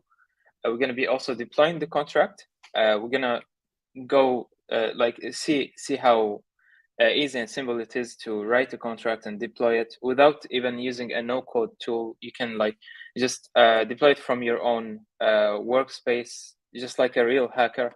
That's what we're going to do. And then we're going to interact with the contracts, learn about the events and the entities of the contracts. And then Parsiq, Mr. Ivan is going to help us to use the Tsunami API and fetch the contract data in real time. All right, so Ethereum, what is it? As we know the blockchain, we know that it's the set of blocks and each block contains the transactions. This is like any blockchain, that's the definition of it. It's the set of blocks and the set of these transactions inside the blocks. Now, Ethereum introduces smart contracts, which are code that lives on the blockchain. All right, that's how we can think of it. Code that lives on the blockchain that can be executed when called. And so, how these contracts are executed using the EVM, which is the Ethereum Virtual Machine. So the Ethereum Virtual Machine just runs this compiled bytecode for the contract, so every time you call a function in a contract, this function called, so for example, you say when you're transferring a USDT token, you're calling transfer from to, all right? It's like very straightforward. You see it in Solidity, but it is actually translated into some bytecode, in some hex encoded bytecode that the EVM understands and knows what to do with it. So when I call transfer, it becomes like 0x96 something. And then the EVM takes this, all right, so this transfer event is going to this contract. So, all right, I'm reading this contract. Okay, so the function signature is 0x96 something something. So this is the function signature for transferring. All right, I'm gonna read this contract. I'm gonna read this transfer function. I'm just gonna take these encoded also parameters for the function, and I'm gonna execute them. That's how the EVM works. So that's how it just runs the smart contracts in a simple way. I might have maybe I said it wrong, but like that's about it. That's how it works. Now the challenges of Ethereum, just like Philippe mentioned, it's like almost everybody mentioned before me. It's like an expensive chain. It's a chain of chains. It's not a chain for users because it's quite slow. Like it has a TPS of about 30 transactions per block or per second, like 30 TPS. Yeah. And the challenges are like scalability. All right, and it is expensive also. So the EVM, the Ethereum virtual machine, it's a machine, so it consumes gas, we can say. That I'm pretty sure you all heard about gas that you use for sending transaction. So if you worked around with MetaMask or any other self-custodial wallet, I'm pretty sure you know about gas. When you cannot send the transaction when you have 0 Ethereum on the Ethereum blockchain, and Ethereum is expensive, transactions are expensive. Sometimes like deploying a contract on Ethereum can cost you up to like I don't know, I think I once deployed a contract on Ethereum. It cost me like $500, which is like crazy for if we compare to other chains, for example, like Metis chain. Now we will see like it costs nothing to deploy the contract here.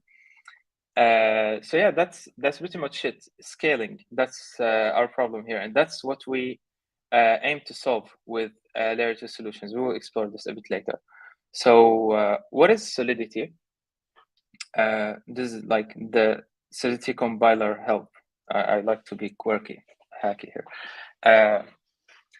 Solidity is the most used programming language on the Ethereum blockchain.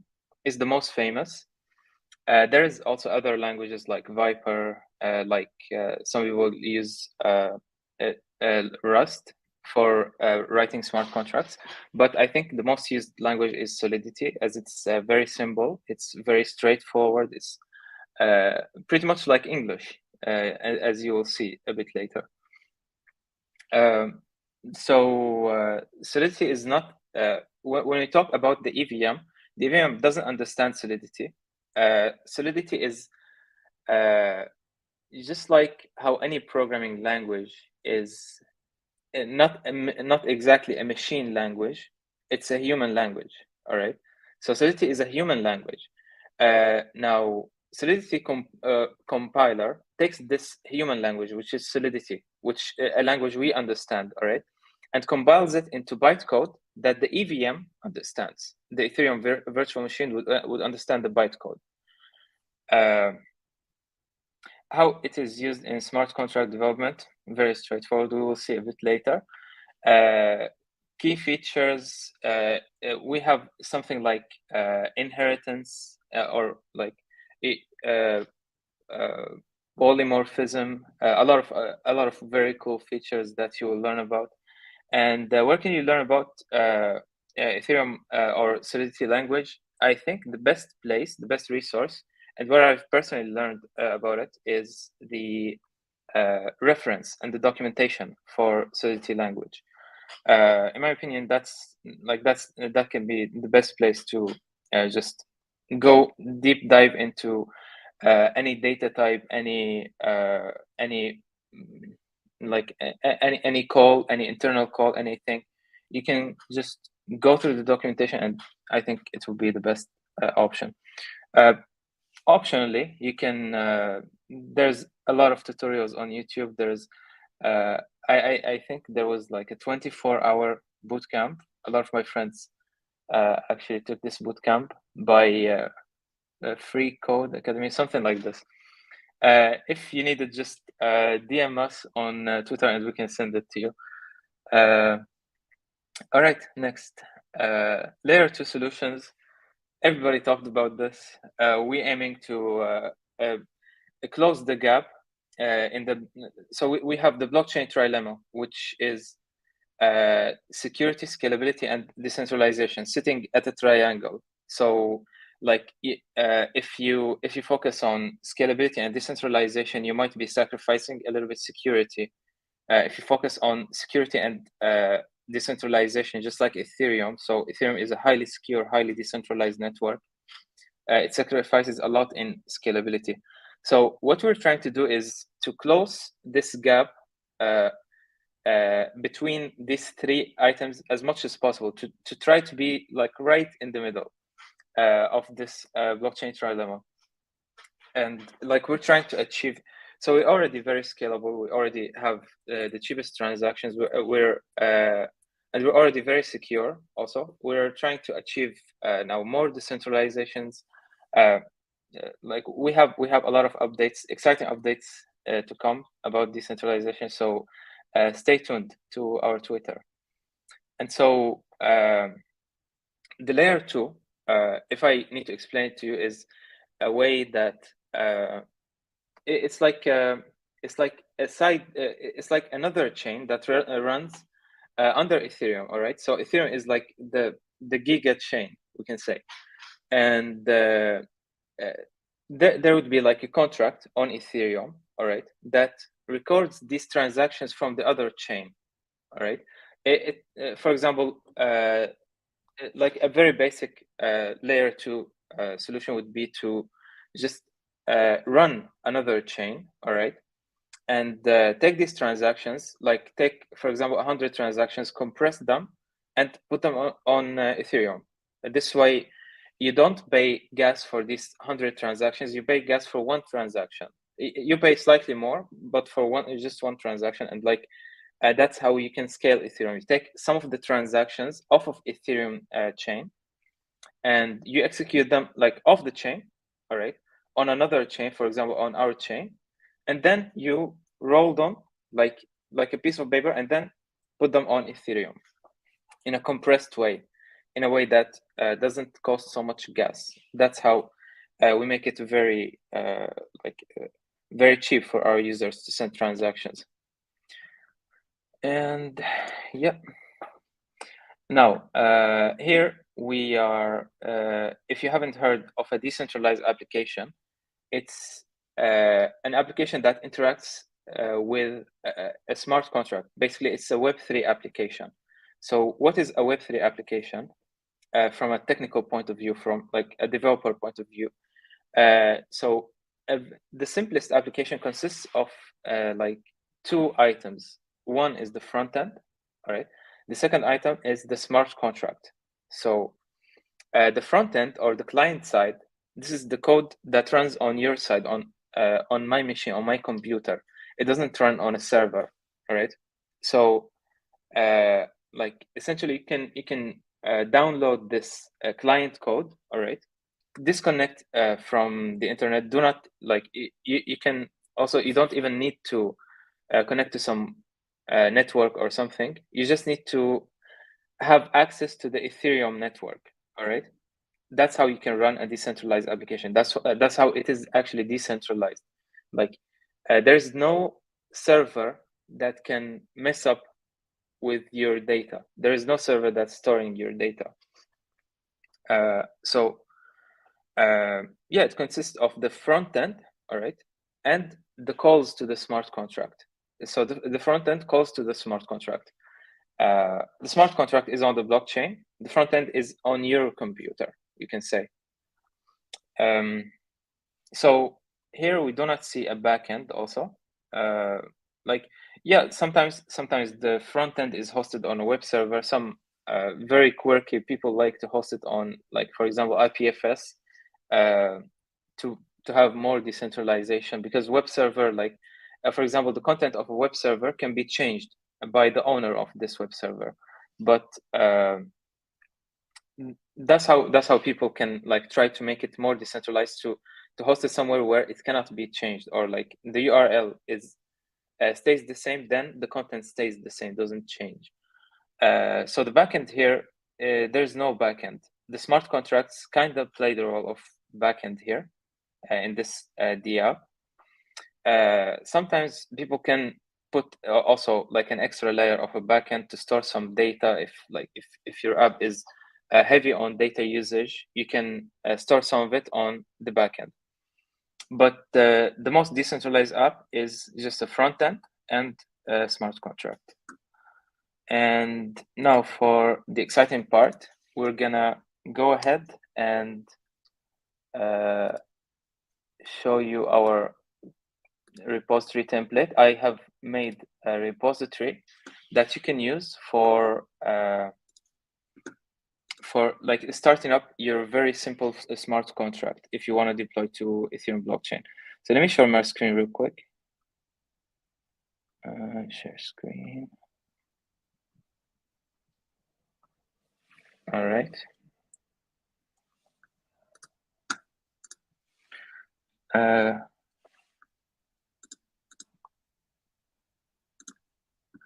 Kat, can you bring my screen up, please? All right, here we go. So let me just delete this real quick. This is not used. Okay. All right. Okay. So this is our repository. You can find it at the link is actually in the presentation. I will show you the link in the end, but I will just walk you through the repository real quick. I will show you like what do we have here. It is a voting system. All right. So this is the contract. This is the Solidity contract. As you can see, it has the file name, the file type sol, which is for Solidity. It's a voting system. As you can see here, we have an owner. We have we can actually replace the owner with ownable. One sec. Or no, we don't need to. So we have an owner for the voting system, which is like, it can be a governor. This is a very simple contract. Actually, do not use this in production. This is just for a tutorial purpose. So this has not been tested or anything. And this also like doesn't make much sense, this contract. It's just for the sake of this tutorial. We have the owner, which can add candidates. All right. We have the list of candidates or the mapping of candidates. So there would be the candidate ID that maps to a candidate struct. We have the struct type here. So like we have some basic data types in Solidity, which are very basic. Like there's the address, there's the uint, there's the int, there's the boolean. But for example, if you need to, there's the string also, of course. If you need to do a more complex data type, you can use structs, just like we did here, which takes this data, all right, and puts them all together in one object. It's just like objects in, like you can compare it to structs or classes in other standard programming languages, like C or C++ or whatever. Yeah, C doesn't have class, I know. All right, so it just takes this data together in a struct and encodes them to have one data type. So yeah, this mapping maps from the candidate ID to the candidate object. And this mapping maps the votes to the uint. Here, like each address, how much they voted. So if I search for the votes of my address, I can see how much tokens I devoted for this candidate, or how much tokens I voted in general. We have the candidates count, we have the voting token, which we'll see a bit later. So here we have events. On the blockchain, we have this thing called events. All right. So how do these wallets, for example, MetaMask, track your transfer events and everything? They just they can track these events, all right, to keep track of your balance, all right. So for example, the ERC contract, which is the contract for almost all the tokens. Let me see. Actually, we're not gonna see it right now, but like there's a transfer event which specifies your address and the from address, which is the address that it's sent from, all right, the to address and the amount.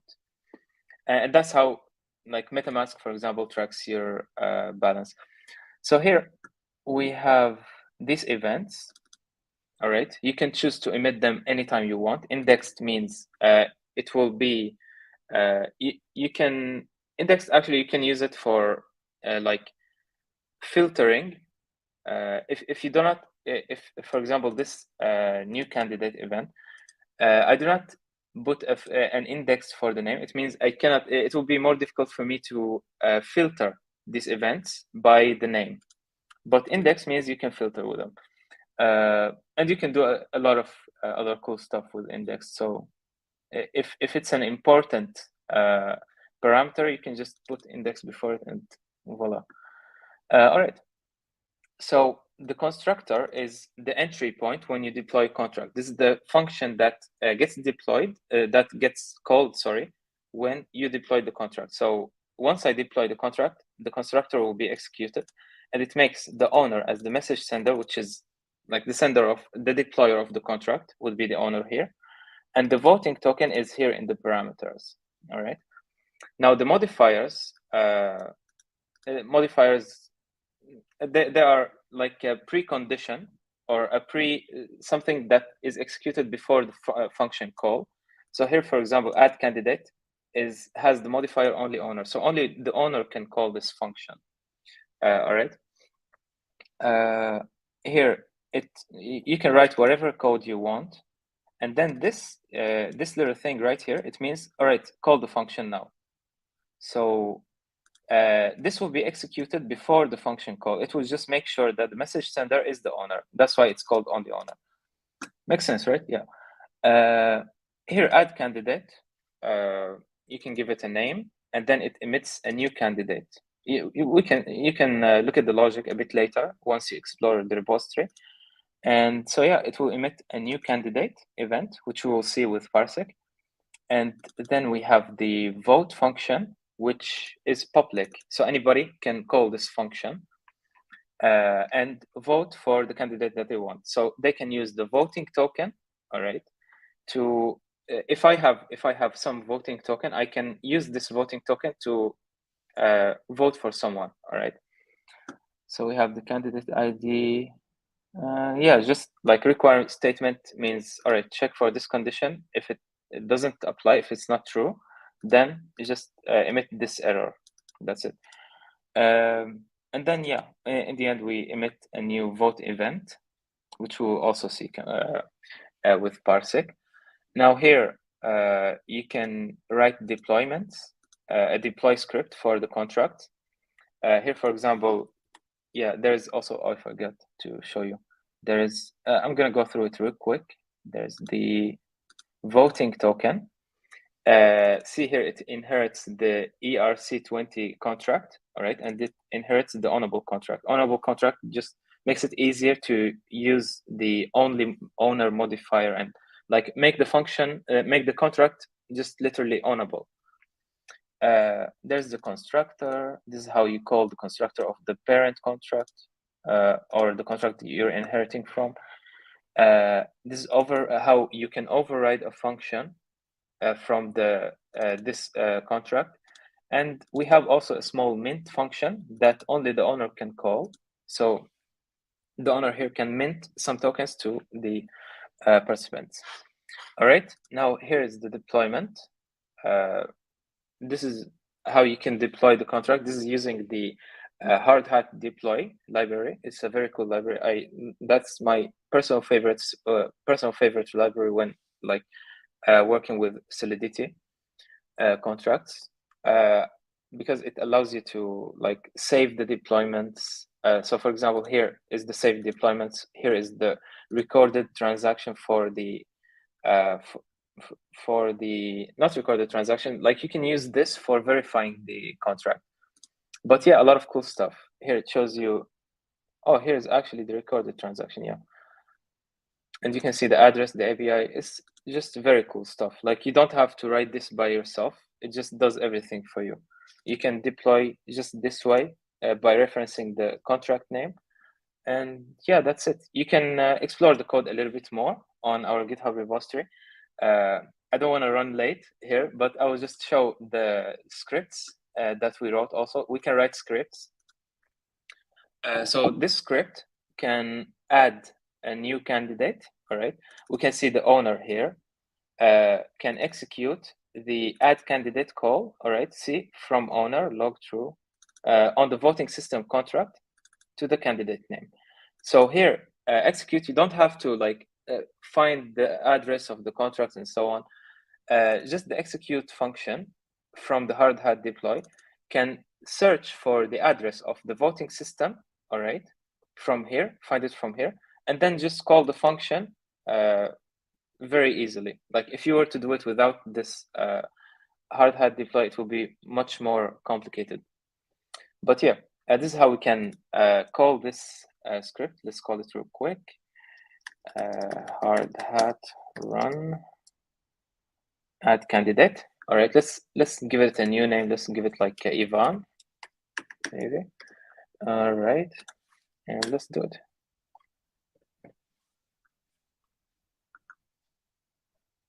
All right, now we have candidate Ivan with the ID. This ID is 3. All right, we can also vote for Ivan. Let's vote. So candidate ID 3.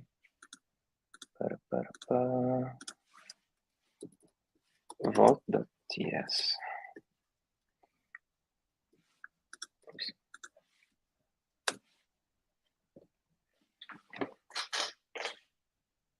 All right, we voted for Ivan. Now Ivan will show us a little bit later how to see all of this. There's also, real quick, I'm gonna show the tests. So do not forget to write tests for your contracts, all right? It's very important. I know everybody hates it. I used to hate it. But it is important to write tests. And here, yeah, we write them using Chai, and just hard hat makes everything easier for you. And you can use this template for almost all your projects that are related to Solidity. To deploy, just the last step. So we have one deployment, deploy script. This is called the deploy script. To deploy, you can say yarn hard hat deploy and specify the network, which is Metis. And now it will say that it's going to be reusing the old voting token, all right? Or deploy the new one, but no, we can use the old one, wherever it is. All right, this is how you deploy, and that's it. Sorry if I took too long, but you had to learn. How can we switch? Can someone switch to the slides from my screen? All right, great. So that's a live coding session for you. Now, I think Ivan can go now. I will hand it over the mic to Ivan. Thank you very much for joining, and yeah. Yeah, thank you, Ramin. So before I start, could you please tell me how much time do I have for my presentation? I believe you have about 20 minutes. 20 minutes, right? Yeah. 20, 25, okay. Thank you. So, hey guys, nice to present to all of you today. Thank you for joining us. So before I proceed with what Parsiq actually does and what we could accomplish with that, could you please write maybe a few words about yourself in the chat, like whether you are a developer or maybe a CTO or maybe an analyst, like what do you do, so that I will be able to specify my presentation and demonstration a bit more to the audience. Yeah, so Parsiq recently partnered with Metis, and we are pretty happy about that. And what Parsiq does is Parsiq brings blockchain data to the user, because as you might know, the blockchain data, it's basically public. It can be accessed through nodes and other things. But basically, to do so, you will need the infrastructure. You will need either your own node or an RPC node access or a data indexer such as Parsiq. So in case you don't want to host all this infrastructure on your own hardware, and in case you need fast and reliable data, you most probably, in search for blockchain data, will go for a data indexer such as Parsiq. So what does Parsiq do? Parsiq provides users who are basically developers or blockchain companies with blockchain data. It includes raw data such as transfers, native transfers, ERC20 and NFTs, transactions, including internal transactions like transactions between smart contracts and between EOA, external addresses as well. It provides information about the events with all the logs and function calls and all the other stuff. Yeah, so we have a question in the chat. Is Parsiq like Alchemy? I would say, yeah, like Alchemy is one of our competitors. And yeah, Alchemy is also a data index. It also provides an API to get the data. What Parsiq does, it brings you the data both historically, in case you need to look at the history of the blockchain of interest, such as Metis, for instance, or it also works in real time. So in case you need notifications or some data to be pushed, let's say, to your dashboard to notify your users, it's also possible, and Parsiq does it via webhooks. And also, Parsiq allows not only working with raw data, such as the data that can be found in the block, but also custom data logic. So let's say you need a balance of a certain wallet for a certain token. You can't find that information in the block or in the transaction. You can find only the information about how much was transferred. So in order to know the actual balance, you will need to go through the whole history of the blockchain, calculate how much was added and subtracted, and after that, you can get the actual balance. This is the simple example.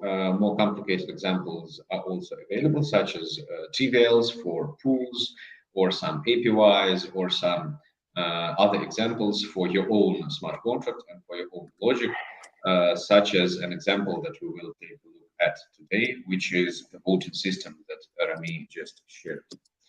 So these are Parsiq technical capabilities, and let's also discuss what it can be used for from the use case standpoint. So a lot of our clients use us to power their graphic interfaces, dashboards with data. So let's say you are a wallet or you are some kind of DeFi protocol. So you want to be able to show your user how much funds they got, what transactions they had, and so on.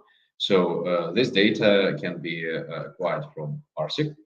Another example is getting data in bulk for analytics. For instance, if you want to look for some trading trends, or if you want to analyze the usage of your DeFi protocol, or and so on. And also, it can be used for machine learning. So you can download like a bunch of transactions as a CSV file and feed it to your machine learning scheme. Yeah, also, as I have mentioned, we have real-time data, so we can also power your application with notifications using Parsiq, notifications about certain events or transactions bigger than a certain number or whatever.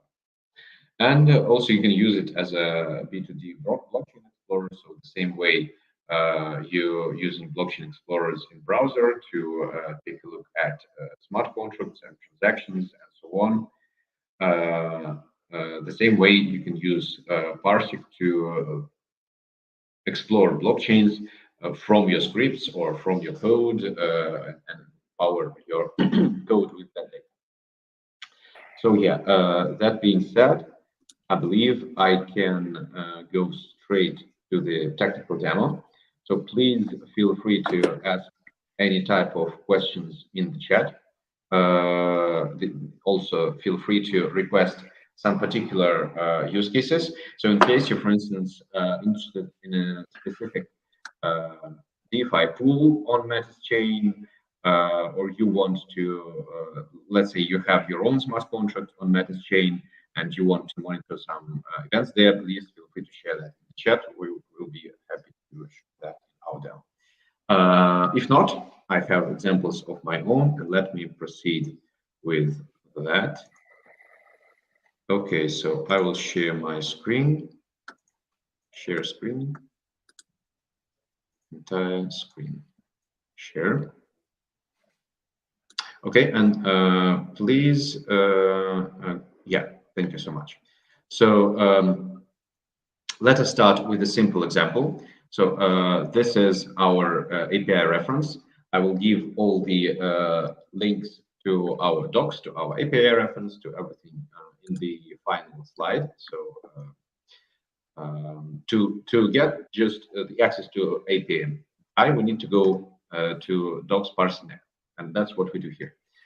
So let's take a look at a simple example. So here I have the contract deployed by Rami.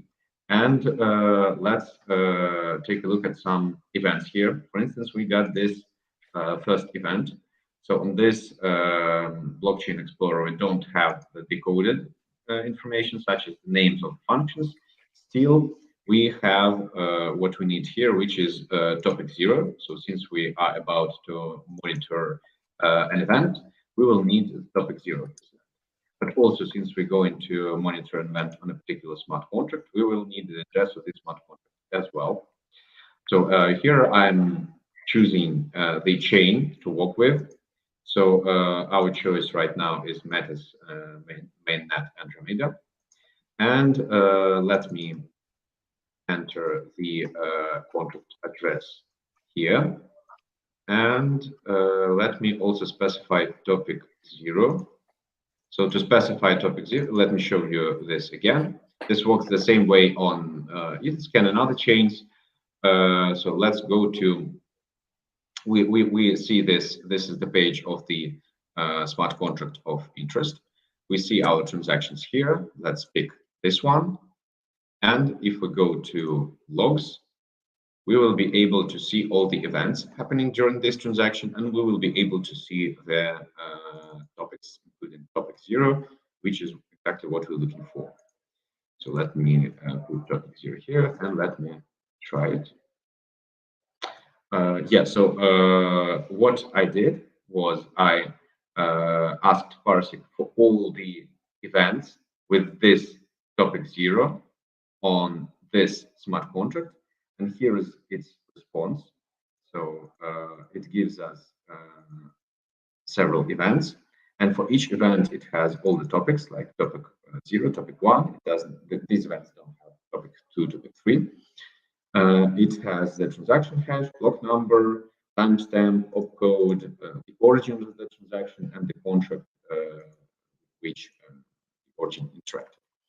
So yeah, that's how we get the data about events for Parsiq, using Parsiq Tsunami API. And let me show you other endpoints. So what data is available here? We have raw data on blocks, so we can specify, let's say, we can get the latest block, for instance, or we can get a block using block hash. So let's get the latest block on Metis chain. For that, we need to just specify Metis chain. And yeah, in that case, we can get all the raw block data here. Other things that are possible with the Parsiq Tsunami API are transactions. We can see a transaction on a wallet. We can take a transaction by its hash. We can see transaction logs, for instance. Sorry, I misclicked. Yeah, transaction logs. So we can get pretty granular data here, and I don't think other solutions provide more granular data than Parsiq. Basically, Parsiq gives you everything that is on the blockchain. Okay, so also we have transfers, native currency transfers, ERC20 token transfers, NFT transfers. Also, we can monitor contract self-destructs and contract creates. Also, we can upload the API of the contract to get its data in the decoded format. And also, we can get the data in real time. For that purpose, we need to set up real-time filters, and we will get the notifications using webhooks. Yeah, also we got such things as the NFT data lake and balances data lake. And here I will need to dive a bit into what the data lake is. So what I showed you before here, this is raw data accessible via Tsunami API. And raw data is the data, as I have mentioned previously, in the form in which it is available in the block. So in the block, we have like function calls, events, transfers, and all the other stuff, but we don't have accumulated values such as balances, who holds which NFTs, who got how many votes, and so on. So in order to process accumulated data, we build data lakes. For now, we have two public data lakes, which are NFT data lake, giving information about NFTs like metadata, ownership data, transfers, holdings, and so on. And we got balances data lake, which gives the information about ERC20 tokens, like the balance of the set address or the holders of the set token. But the power of the data lakes is they can be custom. And basically, I would say this is the deepest and the most important part of my today's presentation is our SDK and custom data lake. So obviously, you can just call Tsunami API from your script. You can, for instance, if you're using Python, you can copy paste the resulting query right here, or you can choose any other language as well. But if you want to build a more complicated solution, like let's say in our example, we need to provide the user with the data on voting, and we will need to count these votes and return the number of votes for each candidate to the user in our interface. So for that purpose, we will try to build a data lake using our SDK. So as I have said, I will share the link to our SDK documentation in the last slide. So in case you want to try it yourself, you will be able to do so. But right now, just let me show you how the data lake works for this simple use case. So a data lake is basically a database. So in case you build a data lake using SDK, this database will be hosted on your machine. And right now I will show how it can be done. This database with the logic for the calculations based on the events emitted on the blockchain, it's running on your machine as an application, and it gets all the data from Parsiq Tsunami API. So it calls Tsunami API, gets all the data, and puts it in the database in the form that you specify. So let us talk a bit about what we have here. I believe Remy has already shown the logic of this contract. So we have candidates, we have votes, and we need to know how much votes each candidate has. We will be monitoring these two events, which is a vote event and new candidate event. They have candidate ID, a name, and number of votes, and they correspond to two functions. So in add candidate function, a new candidate event is emitted, and in vote function, vote event is emitted. So based on these events, we will monitor which candidate gets how many votes, what number of votes, and we will be accumulating it in our database. Let me show you the code.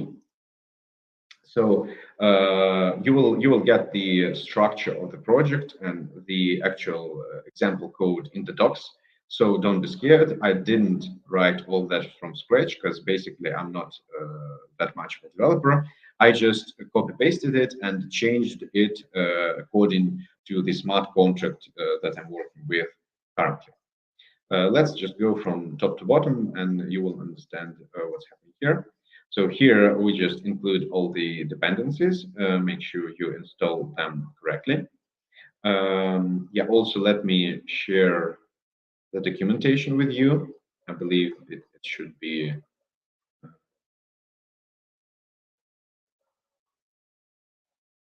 somewhere here.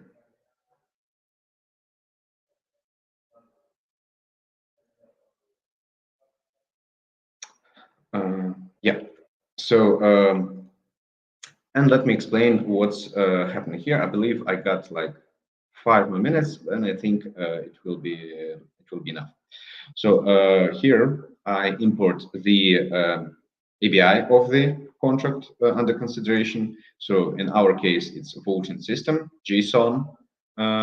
This API, I took it from here, from Rami's repository. You can see it here. And when it says API, from here and to the end of this bracket, you copy paste it, you create a separate file such as voting system JSON, and that way your data lake will know how to interact with your smart contract, what event it has, what event it has, what function it has, and so on.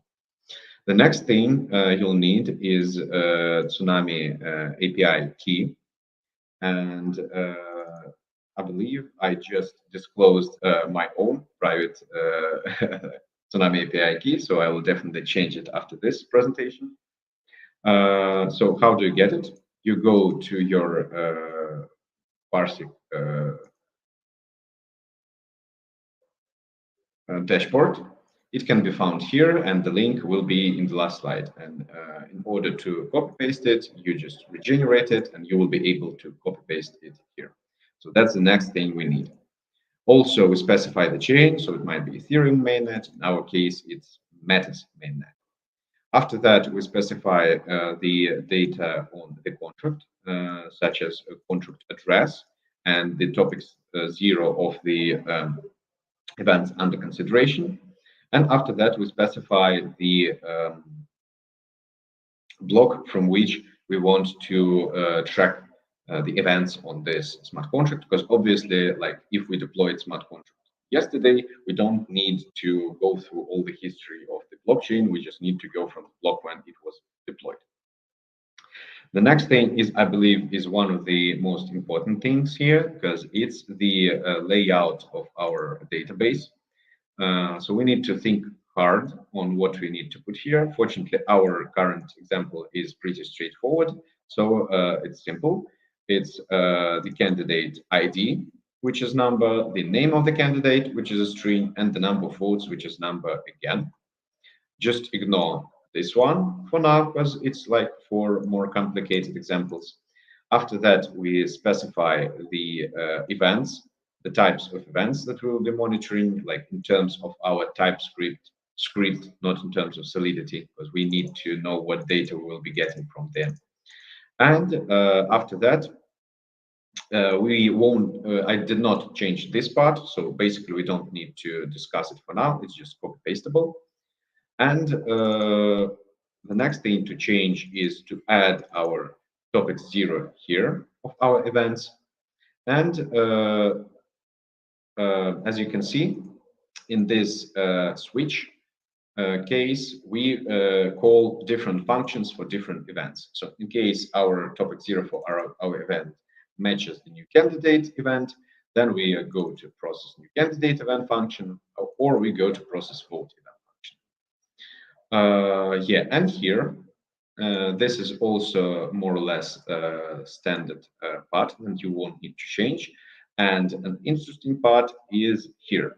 So this is our key value storage. So this will be the key, and the key will be the candidate ID of the decoded event. Yeah, only as a string, because a key in this structure must be a string, not a number. And the value will be a structure of this type that will hold the number, which is candidate ID, the name of the candidate, and number of votes. So whenever there is a new candidate event, we create a new record in our database, which key is the candidate ID, and the value is all the information about the candidate with 0 count number of votes, because we just added this candidate. And then when we have a vote event, we describe this logic here. So what happens here is we take the current number of votes and we add the number of votes from the decoded event to the current number of votes, thus calculating the number of votes. I believe I'm running out of time here, but basically I have shown you all the code that I wanted to show, and now let's just make sure that this code works. So let me build it first. Cool. And now let me run Docker that will set up the databases and start scraping blockchain data. So it will start do the historical work starting from the block that I specified. And when it's done with historical data, it will be working in real time, getting the real time. So here you can see the number of block that it's currently working with. As you can see, it's the work in progress, so the number of block changes. Let me go to this database here. So here I have data grid connected to my database created by the data lake. And let's take a look at this table, candidate entities. As you can see, for now it's open. It's empty because the block, we haven't reached the block where the stuff happens yet. So let us wait for, I believe, maybe a minute, and it will go to the block that we need, and it will add the data and show us the count of the votes.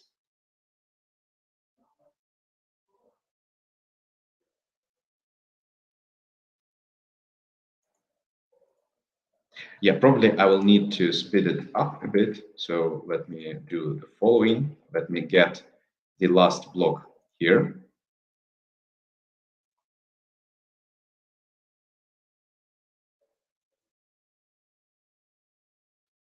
Yeah, so this will be the number of the block we're interested in. Let me put it here.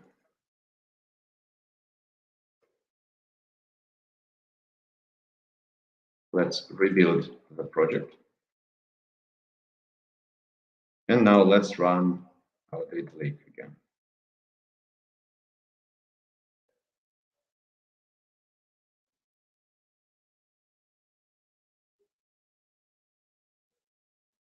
Yeah, cool. Now let's update it here, and we will see the events happened and being stored in our databases.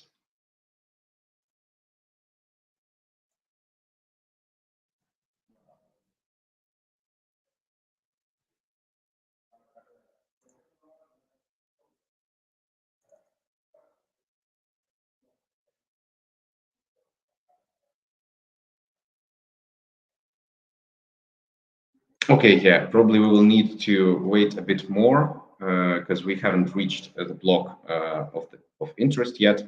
But I don't think we have the time for that now. Remy, do we have like a minute or two, or do we need to go? Let me You can see extend it like a minute. It's okay. Okay. So Kat said, yeah, we can have a couple more minutes. hope that's enough.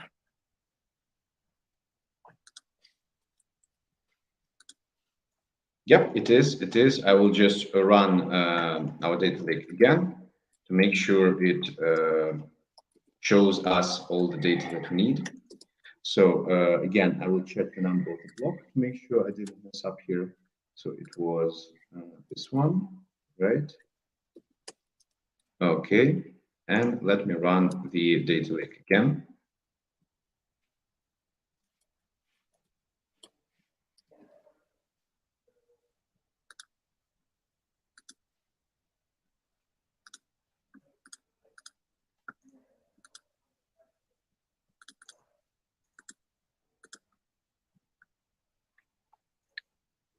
Okay, now we can see that the data lake managed to get all the data correctly. So we have two candidates here. So as you can remember, Remy also added me, but we will see me later when the data lake grabs all the data from the latest block, because now we had just started with on the block where the first of the events were emitted. And you can see what we have here. So first of all, we have the changes that were made. You can see that there were added like Kevin and Remy. And also you can see the current values. So the number of votes for Remy is currently 0, and for Kevin it's currently for 500, I believe, according to the number of zeros. So so let me recap what we were doing here. We were monitoring the events on the smart contract, the new candidate events and the voting events. We added the new candidates to our database. And when we saw a voting event, we updated their number of votes according to this event. And that's basically a super simple example, but it shows us that using Parsiq SDK, you can build whatever blockchain data logic you need. You can set up thresholds, you can set up complicated logic, calculations, all inside of this data lake description, and it will provide you with the data that you need, be it the number of votes, or the APY, or the TVL, or some values that you want to calculate and show in your dashboard for your own application. At this point, I will stop sharing the screen, and I will ask the colleagues to show the last slide. I mean, the last of my slides. All right. Oh, here. Yeah. Great. Thank you, May. And so please find the docs. The first link is the one that will lead you to our API reference that I showed you. The second one is about Parsiq on Metis.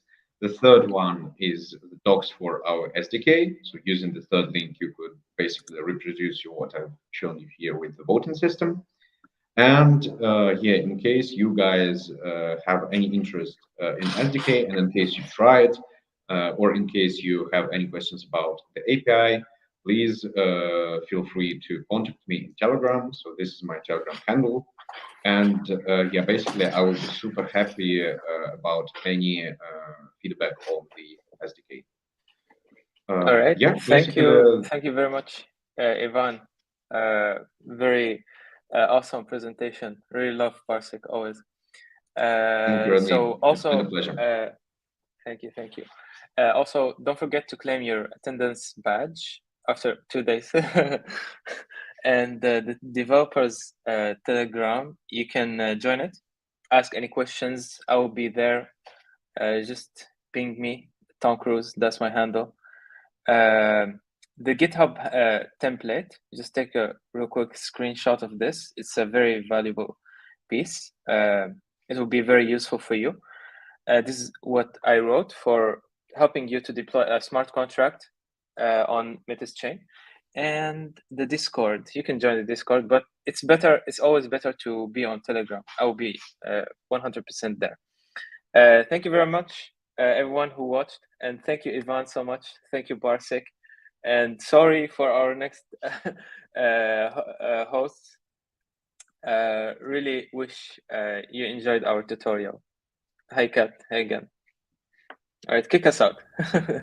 All right, awesome. Thank you guys. I appreciate you guys walking everyone through how to build on. You guys have a great rest of the day.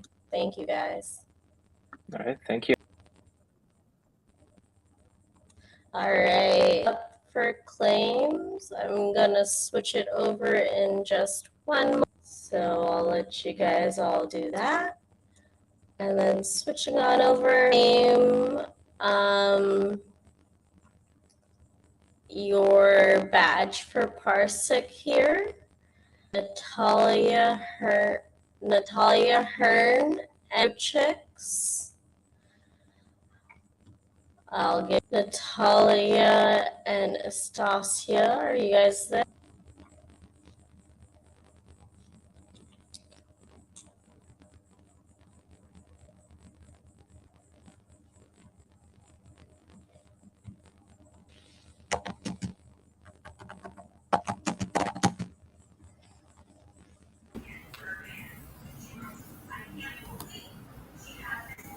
All right, Natalia's.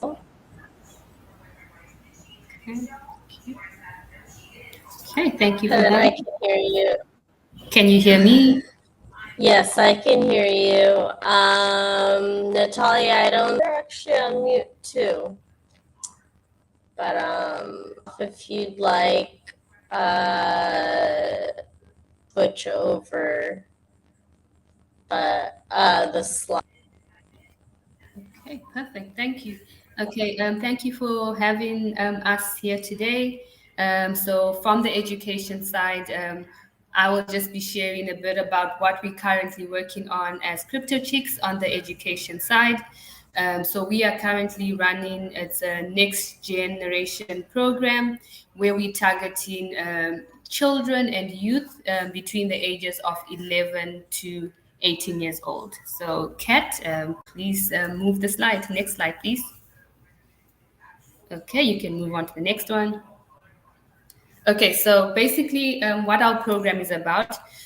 So we recently started working on this program where we're trying to bring technological education to children and youth across Canada. So in September last year, we started working with various schools and individual children across Canada. And basically what we're trying to do, our mission is basically to empower the youth who we see as our next generation, trying to bridge the gap in the education system and try to equip them with some skills that they actually don't get in school. So what we are doing this through our next generation program. Basically, our CryptoChicks next generation program is a transformational educational program which we developed together with ICTC, which is the Information and Communication Technology Council. So basically, we bring in education to youth across Canada, and it's all for free. Next one, Kat. Okay, so basically, if you know the history of CryptoChicks, so it was basically founded by Elena and Natalia. So when they began CryptoChicks, the goal behind it was to bring about education to women across the globe, not just women, but also youth, as a way of empowering them. Obviously, in the IT field and in certain fields, we see it's mostly male dominated. So they came together to create CryptoChicks with the goal of actually empowering women in the blockchain technology space. So that's a bit about CryptoChicks. And I'm sure when the Natalia Hearn and Natalia Amelin share, they will provide more information about who CryptoChicks is. Next one, Kat. Okay, so why should you, so if you have any children, if you are a teacher, if you have any children, nieces, nephews, who fit into the age group of 11 to 18-year-olds. We would like to tell them about this program. So please go ahead after today. Please go and share this with people that you know who have kids. Basically, with this program, there's 3 key things. So one of the things is that it's accessible for everyone. So no matter where you are, because it's online, no matter what part of Ontario or Canada you're in, you actually have access to our courses. So this is one of the benefits of joining us. Another thing is we use innovative technology education. So basically, when your kids or whoever comes onto our program, what happens is that we try to teach them current use of technology. So not the old things, but we try to keep it more current. So that's what they'll have when they join us in our program. Another thing, it's customized. So what do we mean by customized? So obviously we work with various age groups, 11-year-olds to 18-year-olds. And obviously what we would teach 11-year-olds could be slightly different from 18-year-olds due to attention span, etc. So what happens is that if you come onto our program, what we do is we'll customize a program specifically for your age group and how you like to learn. So these are the 3 things that would make you actually want to join our program. Next one, Kat. Okay, so basically we're teaching, so this is just a basic overview. All our workshops are free and they're online. So our focus is mainly on 4 programs. I will speak about them shortly. And there's no teaching effort. So if you are a teacher or a parent, we leave you to take the back seat. So you sit in the background, and when you sit there, we do everything. So we plan the lessons, we teach the lessons, we do everything for you. All you need to do is sit back and watch. So there's no teaching effort involved on your end.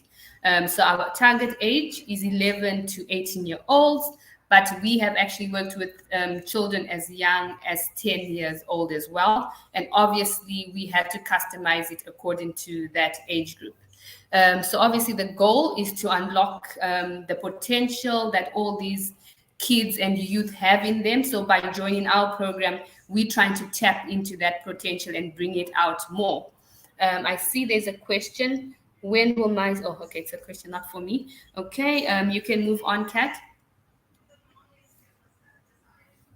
Okay, so with the 4 courses, so we chose to focus on 4 courses. This was based on the interest we got from teachers and some of the children themselves. So 4 of the courses that we focus on, number 1 is graphic design, where we teach them how to create logos and their own brand for their business. So behind all these workshops that we teach, we are trying to teach them from an entrepreneurial mindset. So we're trying to grow the children's mindset, like to think from a business perspective. So when they're thinking on a business perspective, when we look at graphic design, this is where they will speak about, if I have my business, how am I going to create my logo and my brand? So with the graphic design workshop, we help them with this, to be able to create a brand for their business and a logo for their business. The next one would be, we teach them how to build their own website with no coding skills whatsoever. So they don't need to come onto the program having some coding skills, because when we teach them this, it involves no coding at all. So this is, for example, once they have a business, how can they actually create a website or build a website for their business? This is also the same with creating their own mobile application. So we also have a course where it says, create your own mobile application with no coding. So that's also the same. So we try to give them the benefits of why, as a business, they need to put their business onto a mobile application. And then the last one would be, we're trying to help them to be able to manage their finances. So like basic financial literacy. But what we also do is we bring in blockchain 101, the basics of blockchain 101, like what is blockchain? So we just try to give them the basics using a story and case examples.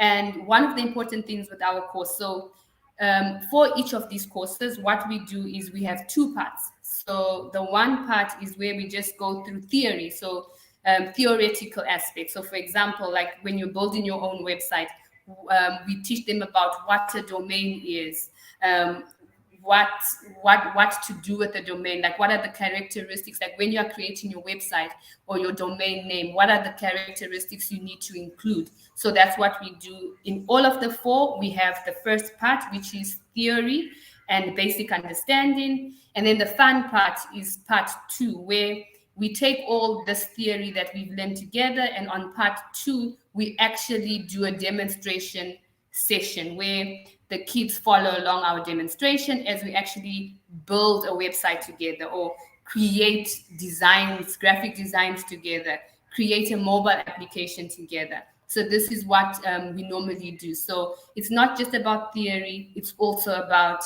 practice. So we want them to be able to practice and build something at the end of this entire program. Okay, I think I'm done with this page, Kat. Okay, so you can move on. So this is just more details into each of the workshops that I just mentioned. Normally they would run for about 30 to 40 minutes, sometimes 60 minutes.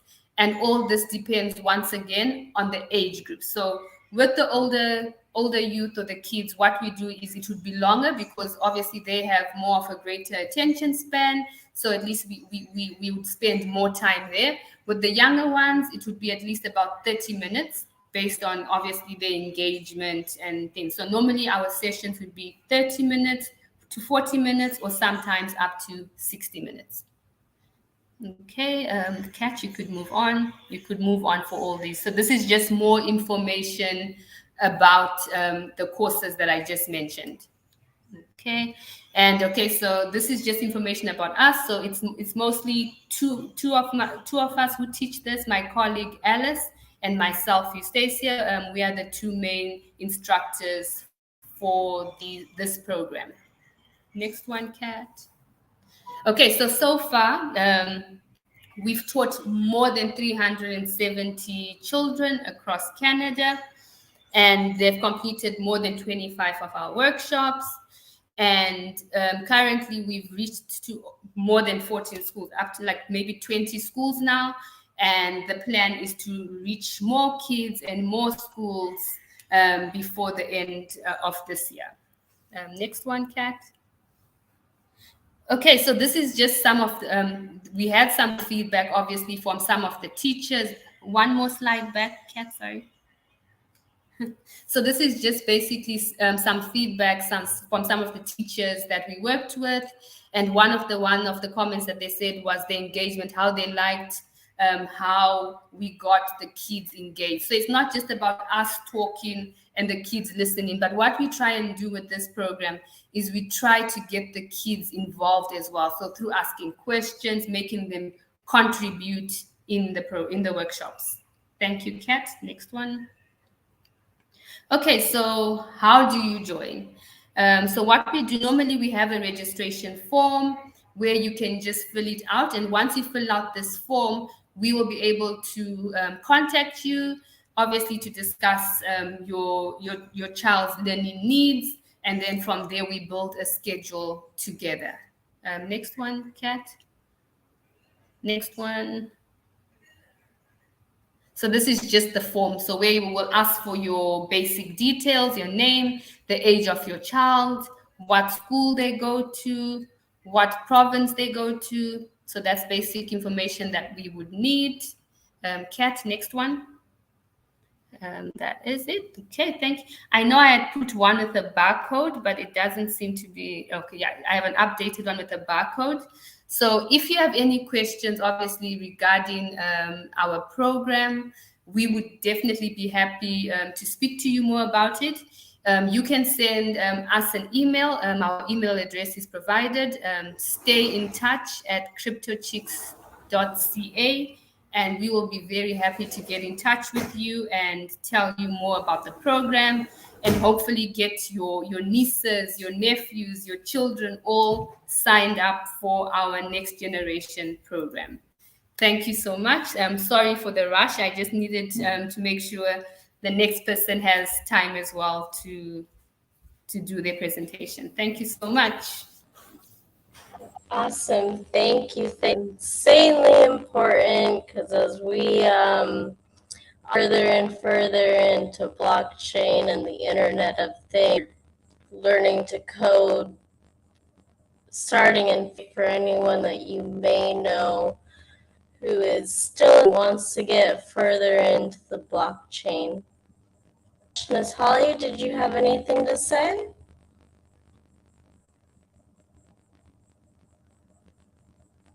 Okay. Awesome. Go.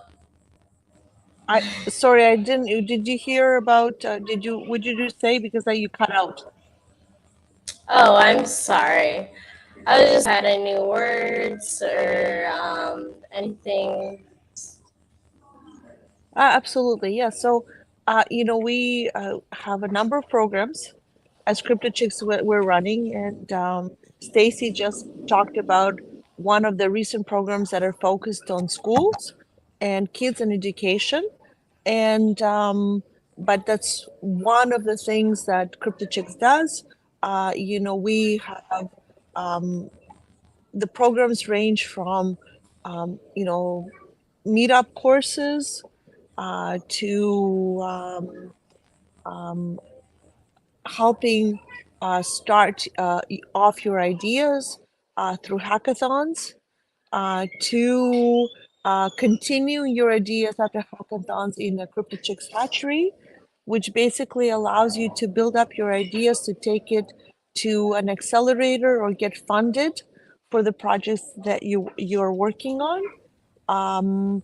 So that's we kind of baby step you through 0 to 10, and then from 10 to 100, we give you avenues to take it further.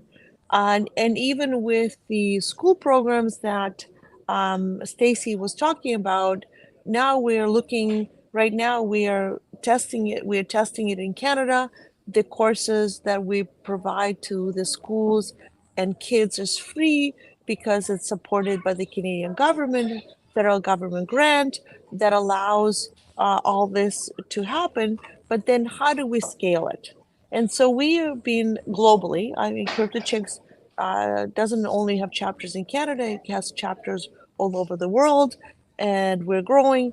So how do we implement the programs that we have, not just in one location, but in many locations? And how do we make the implementation of what we're doing relevant to,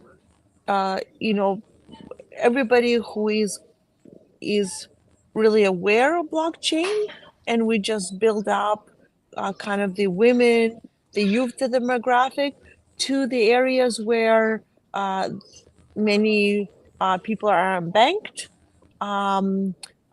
Education is yes. Sorry, Education we're is just not. running a little bit. I can't hear you. Sorry. Am I cutting out? I don't know, maybe this one. Am I cutting out? No, we're just. Okay. All right. Sorry. I'm not getting you clear. Anyway, so I'm not sure if we're running low on time or you can't hear me. But all I'm saying is that we have a much wider breadth of what we're offering. Everything from introductory courses to taking you through to launching your business or your business idea and helping it run on a blockchain, and providing not only technical support, educational support, but also financial support.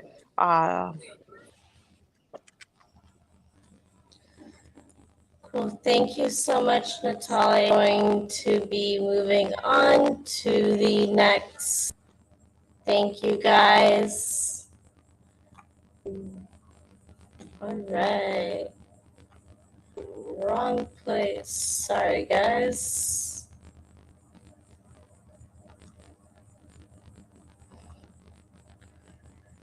We will bring forward Matt Locke and Natalia Ameline. I will be the moderator. Hi. Doing great, thanks. Hello, hey, everyone. Hello. Hi, guys. Hey. For some reason, I don't have the graphic for the panel. I'm just gonna go to the first slide. Have you all here? Again, my name is start off the panel conversation. So I'm funding your startup. Please welcome Ameline, Matt Lockyer, and KJ. Experience in guiding the product in startups effectively. So let's, Elena, I'm gonna call on you first to conversation.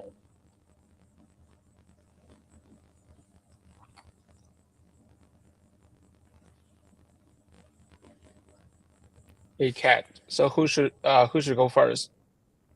Oh, sorry. I called on. Okay, I can go ahead.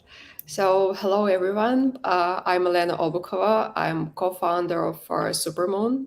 I'm coming from quant finance background with experience in marketing. So I had been working, helping businesses to grow and scale.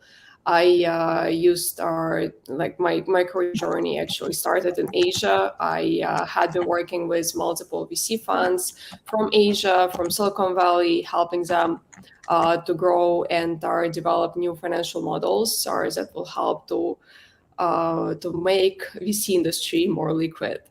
I also advised our United Nations in the past on how to use blockchain technology for financial inclusion, and had built a consulting company.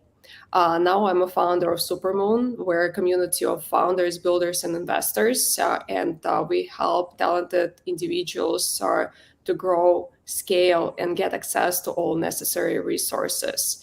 We also organize a lot of impactful events where we gather a different audience, starting again from founders and builders, and of course investors. We heavily focus on in-person relationships, and the keyword here is relationships. We believe that when people start knowing each other better, trusting each other, that's when the real growth and collaboration begins. Both ladies first for now. So Natalia, go ahead and. Good choice. Hello, everybody. My name is Natalia Amelin. My background is in computer science, business, finance, and investment. And I spent over 20 years working in these sectors. I was following blockchain industry for a while. And back in 2016, I co-founded the CryptoChicks together with my long-term friend, Elena Sinelnikova. CryptoChicks, you just saw the presentation, is a nonprofit focusing on technology and education for women and children. We also help aspiring female leaders to start their businesses through our incubator, CryptoChicks Hatchery, where we provide a framework, mentorship, and guidance to young projects to grow into successful businesses. Most recently, I've been also part of Team Metis, where I'm part of the MetisDAO Foundation. I'm not sure if you know, but actually Metis started out as part of the CryptoChicks and has been incubated in CryptoChicks Hatchery, and now grown into a vibrant ecosystem of interconnected businesses, which we call EcoNodes, which are represented by our Smart L2 EcoNode, which is Ethereum scaling solution, Nuvo, which is our privacy-based credentials and identity framework. Also Koris, which is the EcoNode that allows brands to scale and automate creator revenue. And ZKM, our most recently launched EcoNode, which introduces the zero-node proof solution for hybrid rollup. And finally, we also have P1X, which is focusing on our Asian markets and helping with advancing our blockchain technologies there. We also have a few more EcoNodes incubating, so we're super excited about that. Thank you very much. And then let's say KJ. Hey, thanks, Kat. This is KJ from One Piece Labs, and we are based in the Bay Area, actually it's in Silicon Valley, and I manage a Web3 fund and incubator in the Valley. We help the very early stage founders to grow, invest the money, help them connected with the exchange and other funds and other experts, whatever they need, the layer ones. So that's what we do. Yep, thank you. Thanks for being here, guys. Just for a little bit of clay all together, whoever wants to go first. So, what about Matt? Oh, I'm so sorry, Matt. When you joined, but I forgot. I see you. Go ahead and Thank you. introduce yourself, please. I appreciate the shout out, KJ. Yeah, so I'm Matt. I've been in the Near ecosystem for 3 years. Before that, I was in the Ethereum ecosystem. I've met Natalia and Elena in person probably several times now, so been around for a while. And I'm also the founder of a project called Keepon. So you can go check us out at keepon.xyz. Basically, what we've done is we wrapped up like a lot of common use cases that people want to do with crypto, like drop NFTs, do NFT ticketing, do all sorts of like fun drops, subscription payments, streaming payments. And we basically deliver that to developers in one line of code, and we deliver that to users in one link. So basically you click a link, you get an ephemeral kind of key pair and wallet, and you basically just click through to the experience. So there's no wallet to set up, nothing, and that's how Keepon works. Yeah, we're sort of in the pre-wallet market. I'm so sorry again about that, Matt. No problem. Okay. Go, guys. What is the typical process of their product? They have their founding team.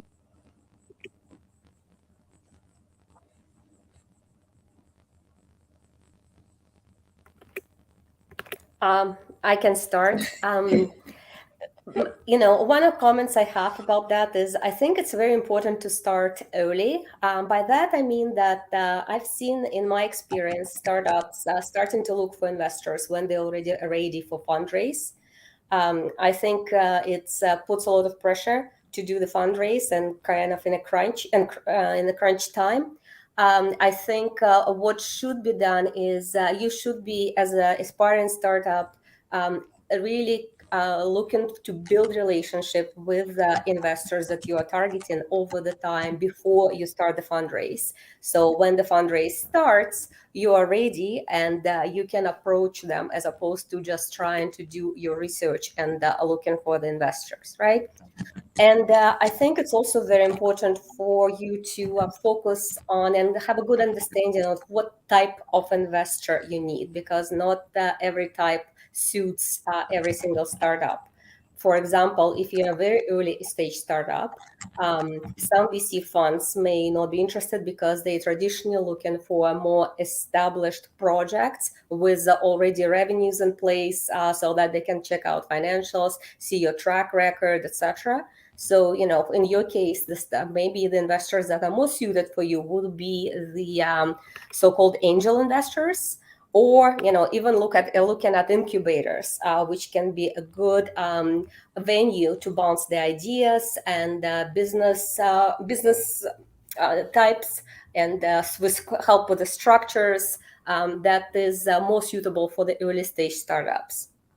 That is some of observations that I have in terms of the starting point and who to look for. I think it's also important for projects to remember that it's hard to go to investors in cold, and it's hard to build relationships and create a trust. So investors prefer to always meet with founders. They want to know who you are, because they're not investing in your project. Your idea doesn't matter that much as your founding team, because they want to know that you are as a person who's capable of building and scaling this project. So two ways how you can approach it. One way, you can go ahead, try to meet as many investors as possible at the events, but be smart. I agree with Natalia that you have to do your own research, do your homework, and find out what investor might be a good fit for you.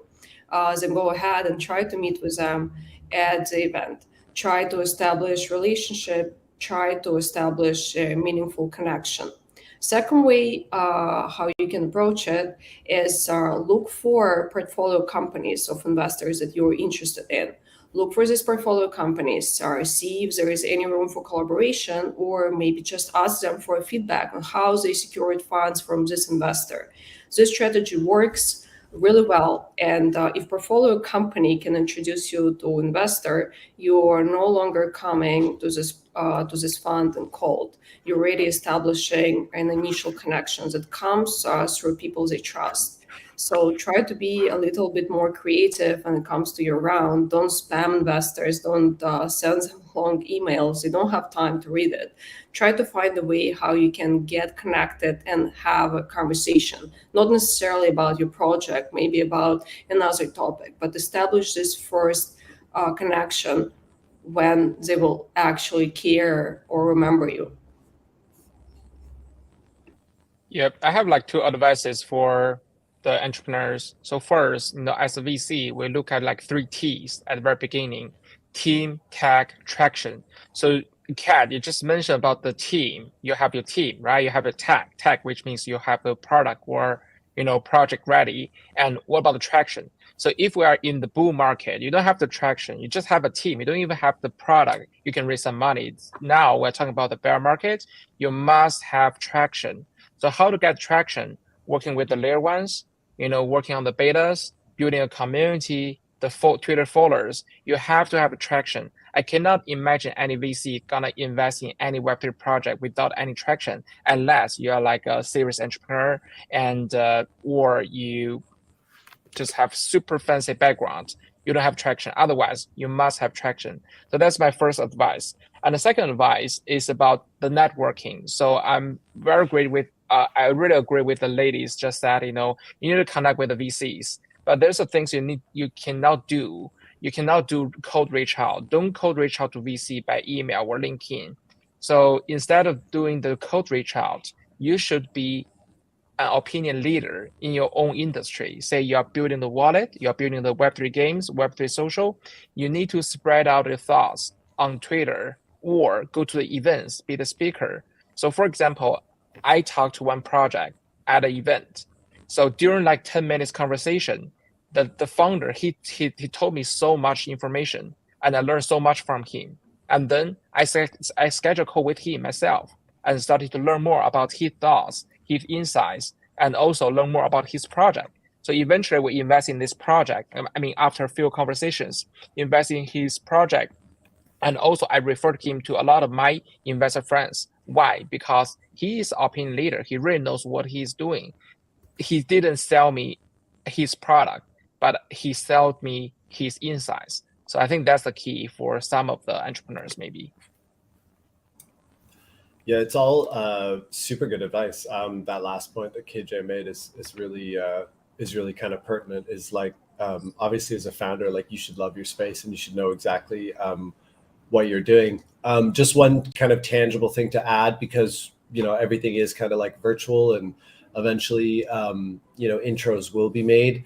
I think like just tactically and tangibly, like boiling down your startup and actually creating like a super simple overview of what it is that you do and where you're at and what your current like kind of traction and metrics are and where you're headed in a deal memo or something like really, really short and clean for investors that just gets the light bulb to turn on, like gets the light switch to flick, is really number one. So you can basically get all the intros you want and align with particular investors.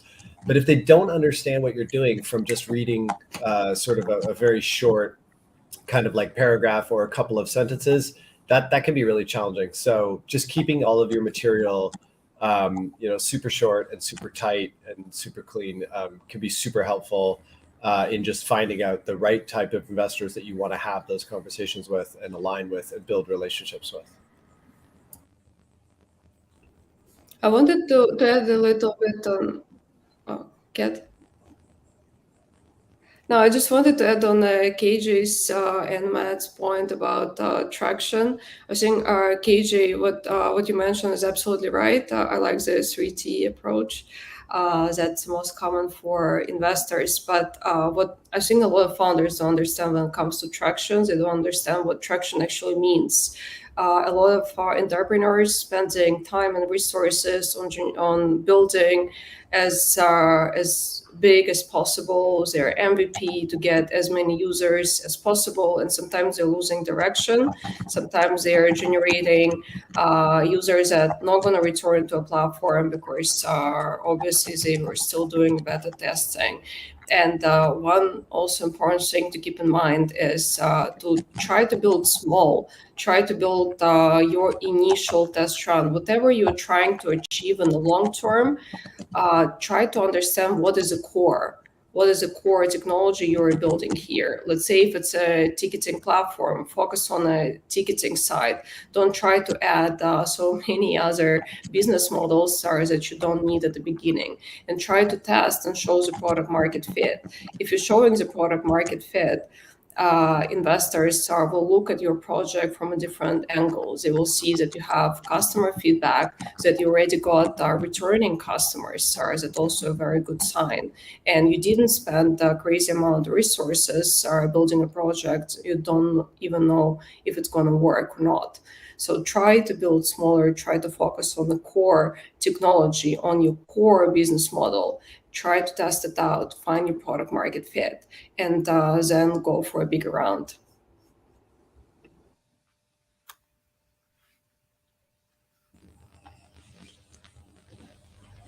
Awesome. I'm interrupting the panel just a little bit. I know that my microphone, Nat Deliska from the Layer.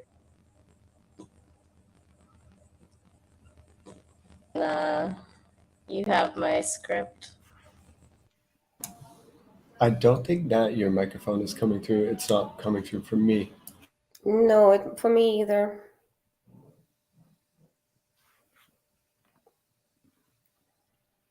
Hey Nat, are you the new moderator? I can be the moderator. I don't think Nat's audio is hooked up. So yes. I don't think she can hear us or we can hear her. I can't hear her. Yeah, Nat, we can't hear you, and I probably still. You do. Yeah, all the time for the last 50 minutes. But it's good. Terrible. I was thinking Nat, it was go your ahead AI replacement. I know, right? But okay. Your microphone again. Kat, if you want, we can go ahead with the topic and have a discussion. Yeah. If not, I don't know. What is your plan? Yeah, why don't we just continue with the chat, because it looks like we're having some technical issues with our moderators. I want to kind of piggyback on what Matt was saying as well about the importance of having a concise pitch, because you never know, like I almost feel like for me, I always tell that a team needs to have several types of pitches. One is what is traditionally known as an elevator pitch, where, if you met an investor in elevator, you can tell him in 1 minute what is it your project is about and get him excited, right? Secondly, it will be more extended pitch if you are at the conference and your opening line got his attention or her attention, and you can continue going from there. And finally, when you do a final pitches, like actual pitches, official to VCs, that is more extended pitch where you need to have your team with you so that the questions can be answered if they come up.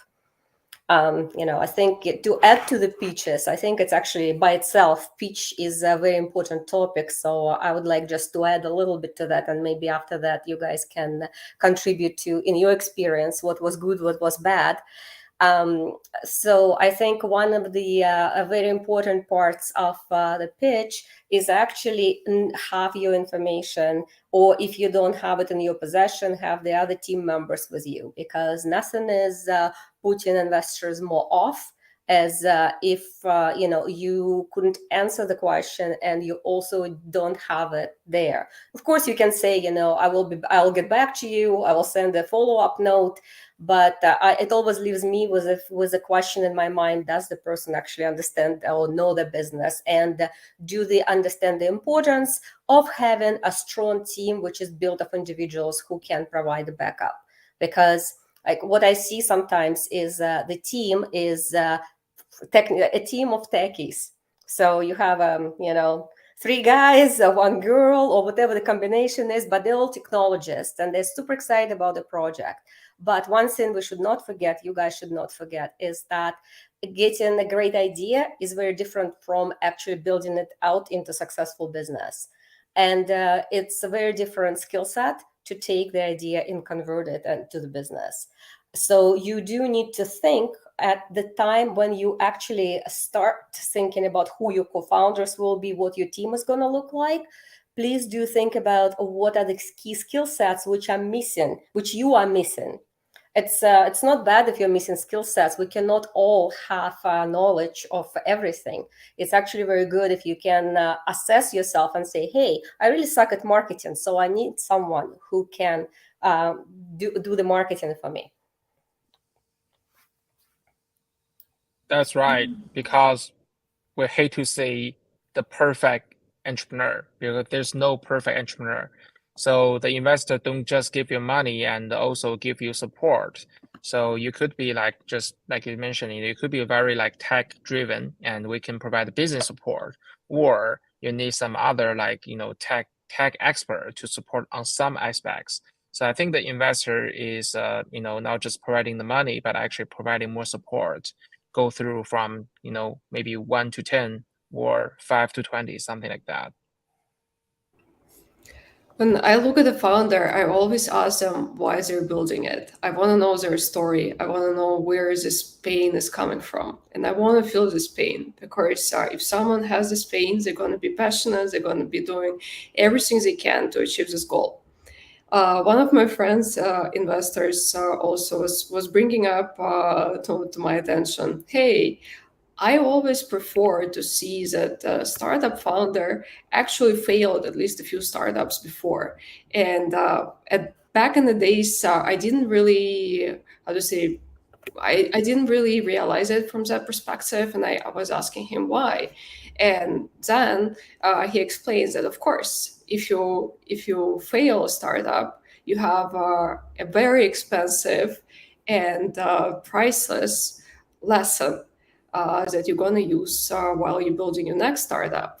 And if you fail 2 or 3 startups, you have so much of experience that you're going to bring together into your new project, and you're going to build a project that is so scalable and maybe potentially unicorn.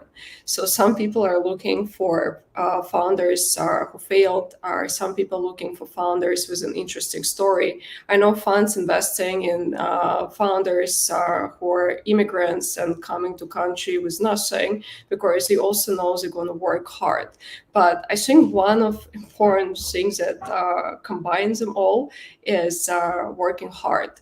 So through this experience, you can actually see that someone will put all their efforts, all their life into this project. And that kind of founder you want, a founder who is hardworking. This person might not be the most experienced, or this person might not be the smartest, but this person will outwork anyone else to build this project. So I think that's what a lot of investors are looking, and that's what I see they're looking in common, even if they're using different strategies. I want to go back to one sort of real tangible thing about pitching that I think could help a lot of founders. Making your pitch interactive. So basically, like even if you're just kind of on a 3-minute pitch or a 5-minute pitch, just asking a question and sort of getting a response from people can really help. Especially if you're doing a one-on-one pitch, like if you have 15 minutes with a VC, because asking a question and getting them to actually think through and put themselves in that scenario, like, have you ever gone to a DApp? You clicked a link to a DApp, and you've seen like basically a blank page and a connect your wallet button, or like a block native wallet selector. That's a question that I ask for KeepOn all the time, because we're basically solving that problem. We're putting users instantly into the DApp, and we're getting rid of the whole connect your wallet, select your wallet, create a wallet step. So I ask that question because everyone's felt that. And so once I get a feeling from a venture capitalist and I get them to actually feel the problem that we're solving, it actually resonates with them a lot more. So the conversation gets a lot richer, gets a lot more interesting, because we're all on the same page. We're all feeling the same thing. But if I just told them that that's what we're solving, if I change the pitch and I say, hey, this is what KeepOn's solving. When you land on a DApp and there's a connect your wallet screen, we're just skipping over that. That's what we're solving. Then, like, we haven't actually kind of centered the conversation around a feeling of annoyance or frustration around connecting a wallet and how kind of weird and sort of invasive that feels, and how bad that is for new users. So by asking the question and letting it just sit for a bit and letting the VC kind of get their brain to a time that they've seen that screen, because I don't know when they've seen that screen. I know they have, but I just don't know when, and I don't know what they felt when they did. If I get them there, if I get that feeling and we just sort of sit there for just an extra 5 seconds, the rest of the conversation flows so much more naturally, because we're all on the same page. We all want to solve the same problem for crypto and for adoption. So that's one thing, is like, turn your pitch into an interactive thing. Find a way to get the VC you're talking to see the same problem or to feel the same problem. It's really effective to make it like interactive.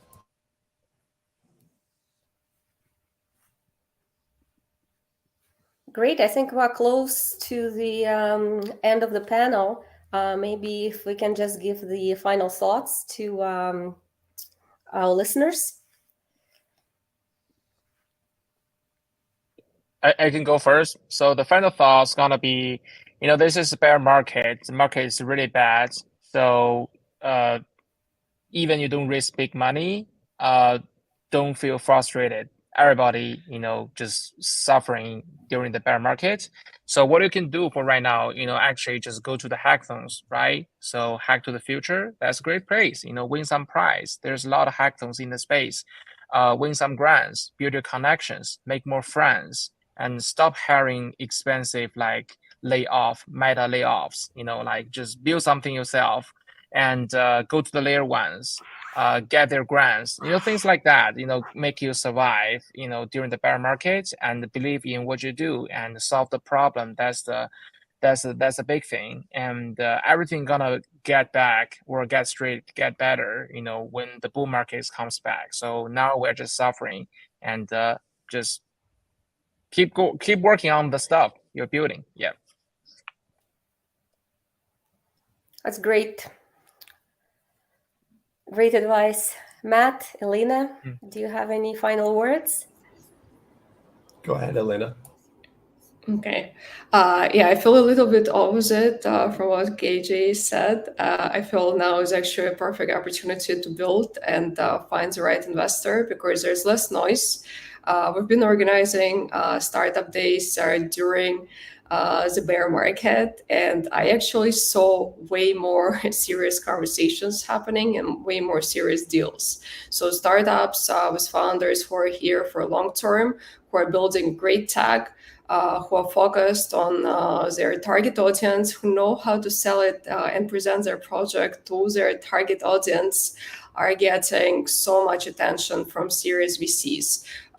For example, during our last startup day, projects were getting 8 introductions on average with top tier VCs. So it's a perfect opportunity are to build and find the right fit for your project right now during the bear market, because no matter what everyone else is saying, this is a builder's market where projects create meaningful solutions, not chasing the hype, and serious VCs know about it. And that's why they're hunting for projects that are going to make an impact long term. So good luck, continue building, and focus on the long-term vision. Forget about hype. Hype will never bring you enough attention, and you will never build anything meaningful. Focus on the long term, focus on the tech, and create a solution for a real world problem. Yeah, one kind of last sort of, again, like a real tactical bit is if you were focusing on the crypto market, obviously it is a bear market, and everyone in crypto is feeling that. But maybe if your first few customers came from the crypto market because you're like an infrastructure project or something like that, maybe it's time to just not change or pivot or do anything radical, but to focus on new entrants to the crypto market. I mean, we've seen announcements like PayPal announcing their stable coin and a few other things. I mean, maybe it's time to kind of shift your focus towards sort of the new entrants to the crypto market, and sort of getting kind of out there a little bit more in the Web 2 kind of territory. Web 2 companies turning Web 3. That's sort of like an interesting place to play. Especially in a bear market, because we know that the Web 2 market is just so much bigger than the Web 3 market. So if you're struggling to kind of get traction, get numbers, just turn your eyes a little bit outward from crypto Twitter, outward from just Web 3 projects. Maybe try to expand who the audience of your product would be just a bit. Not advocating that anyone goes crazy and just starts building SaaS businesses and change their product completely. I'm just saying, like, maybe you should focus on who's Web3 curious, and you should maybe like try to get traction and sell into those markets, because there's a huge wide world out there outside of just Web3 companies that could be your customers. Thank you very much, everyone on the panel. Great advice. I hope it will be taken to heart, and you guys who listened found it useful. If you have any questions, you can reach out to us on LinkedIn. Don't forget to scan and claim your badge as well. And we are passing it on back to the moderator to continue with the event. Thank you, everyone. Thanks for the time. Thanks so much. Can you hear me? Thank you. Confirm. Hello. Kat, you're on mute. Enjoy those facial expressions, guys. I was saying me.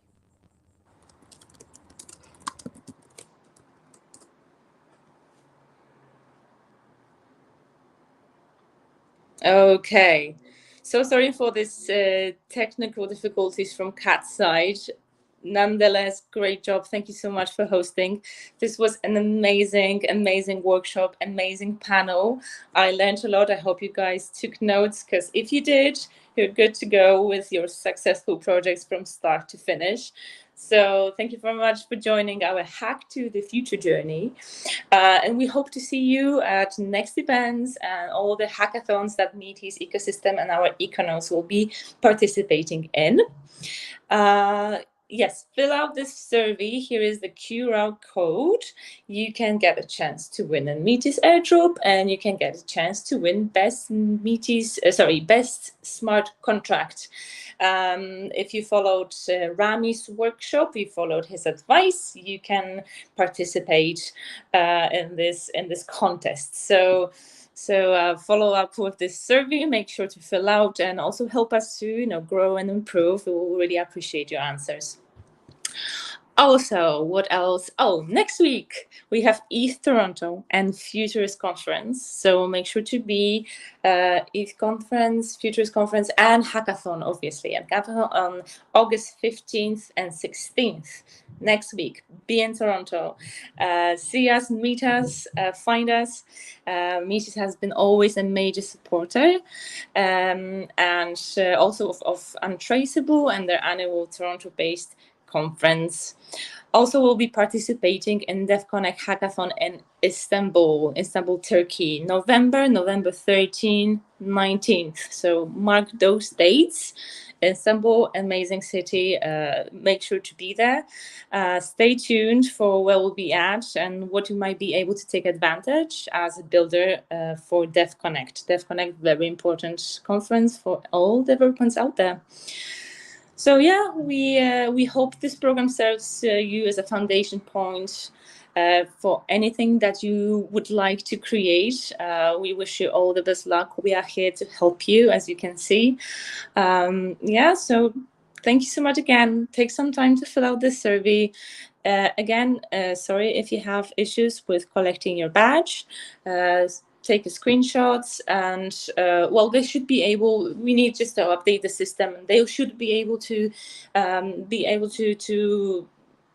claim yeah, and that's it. Thanks for joining. I was happy to join at the very end, but I was in the backstage all the way.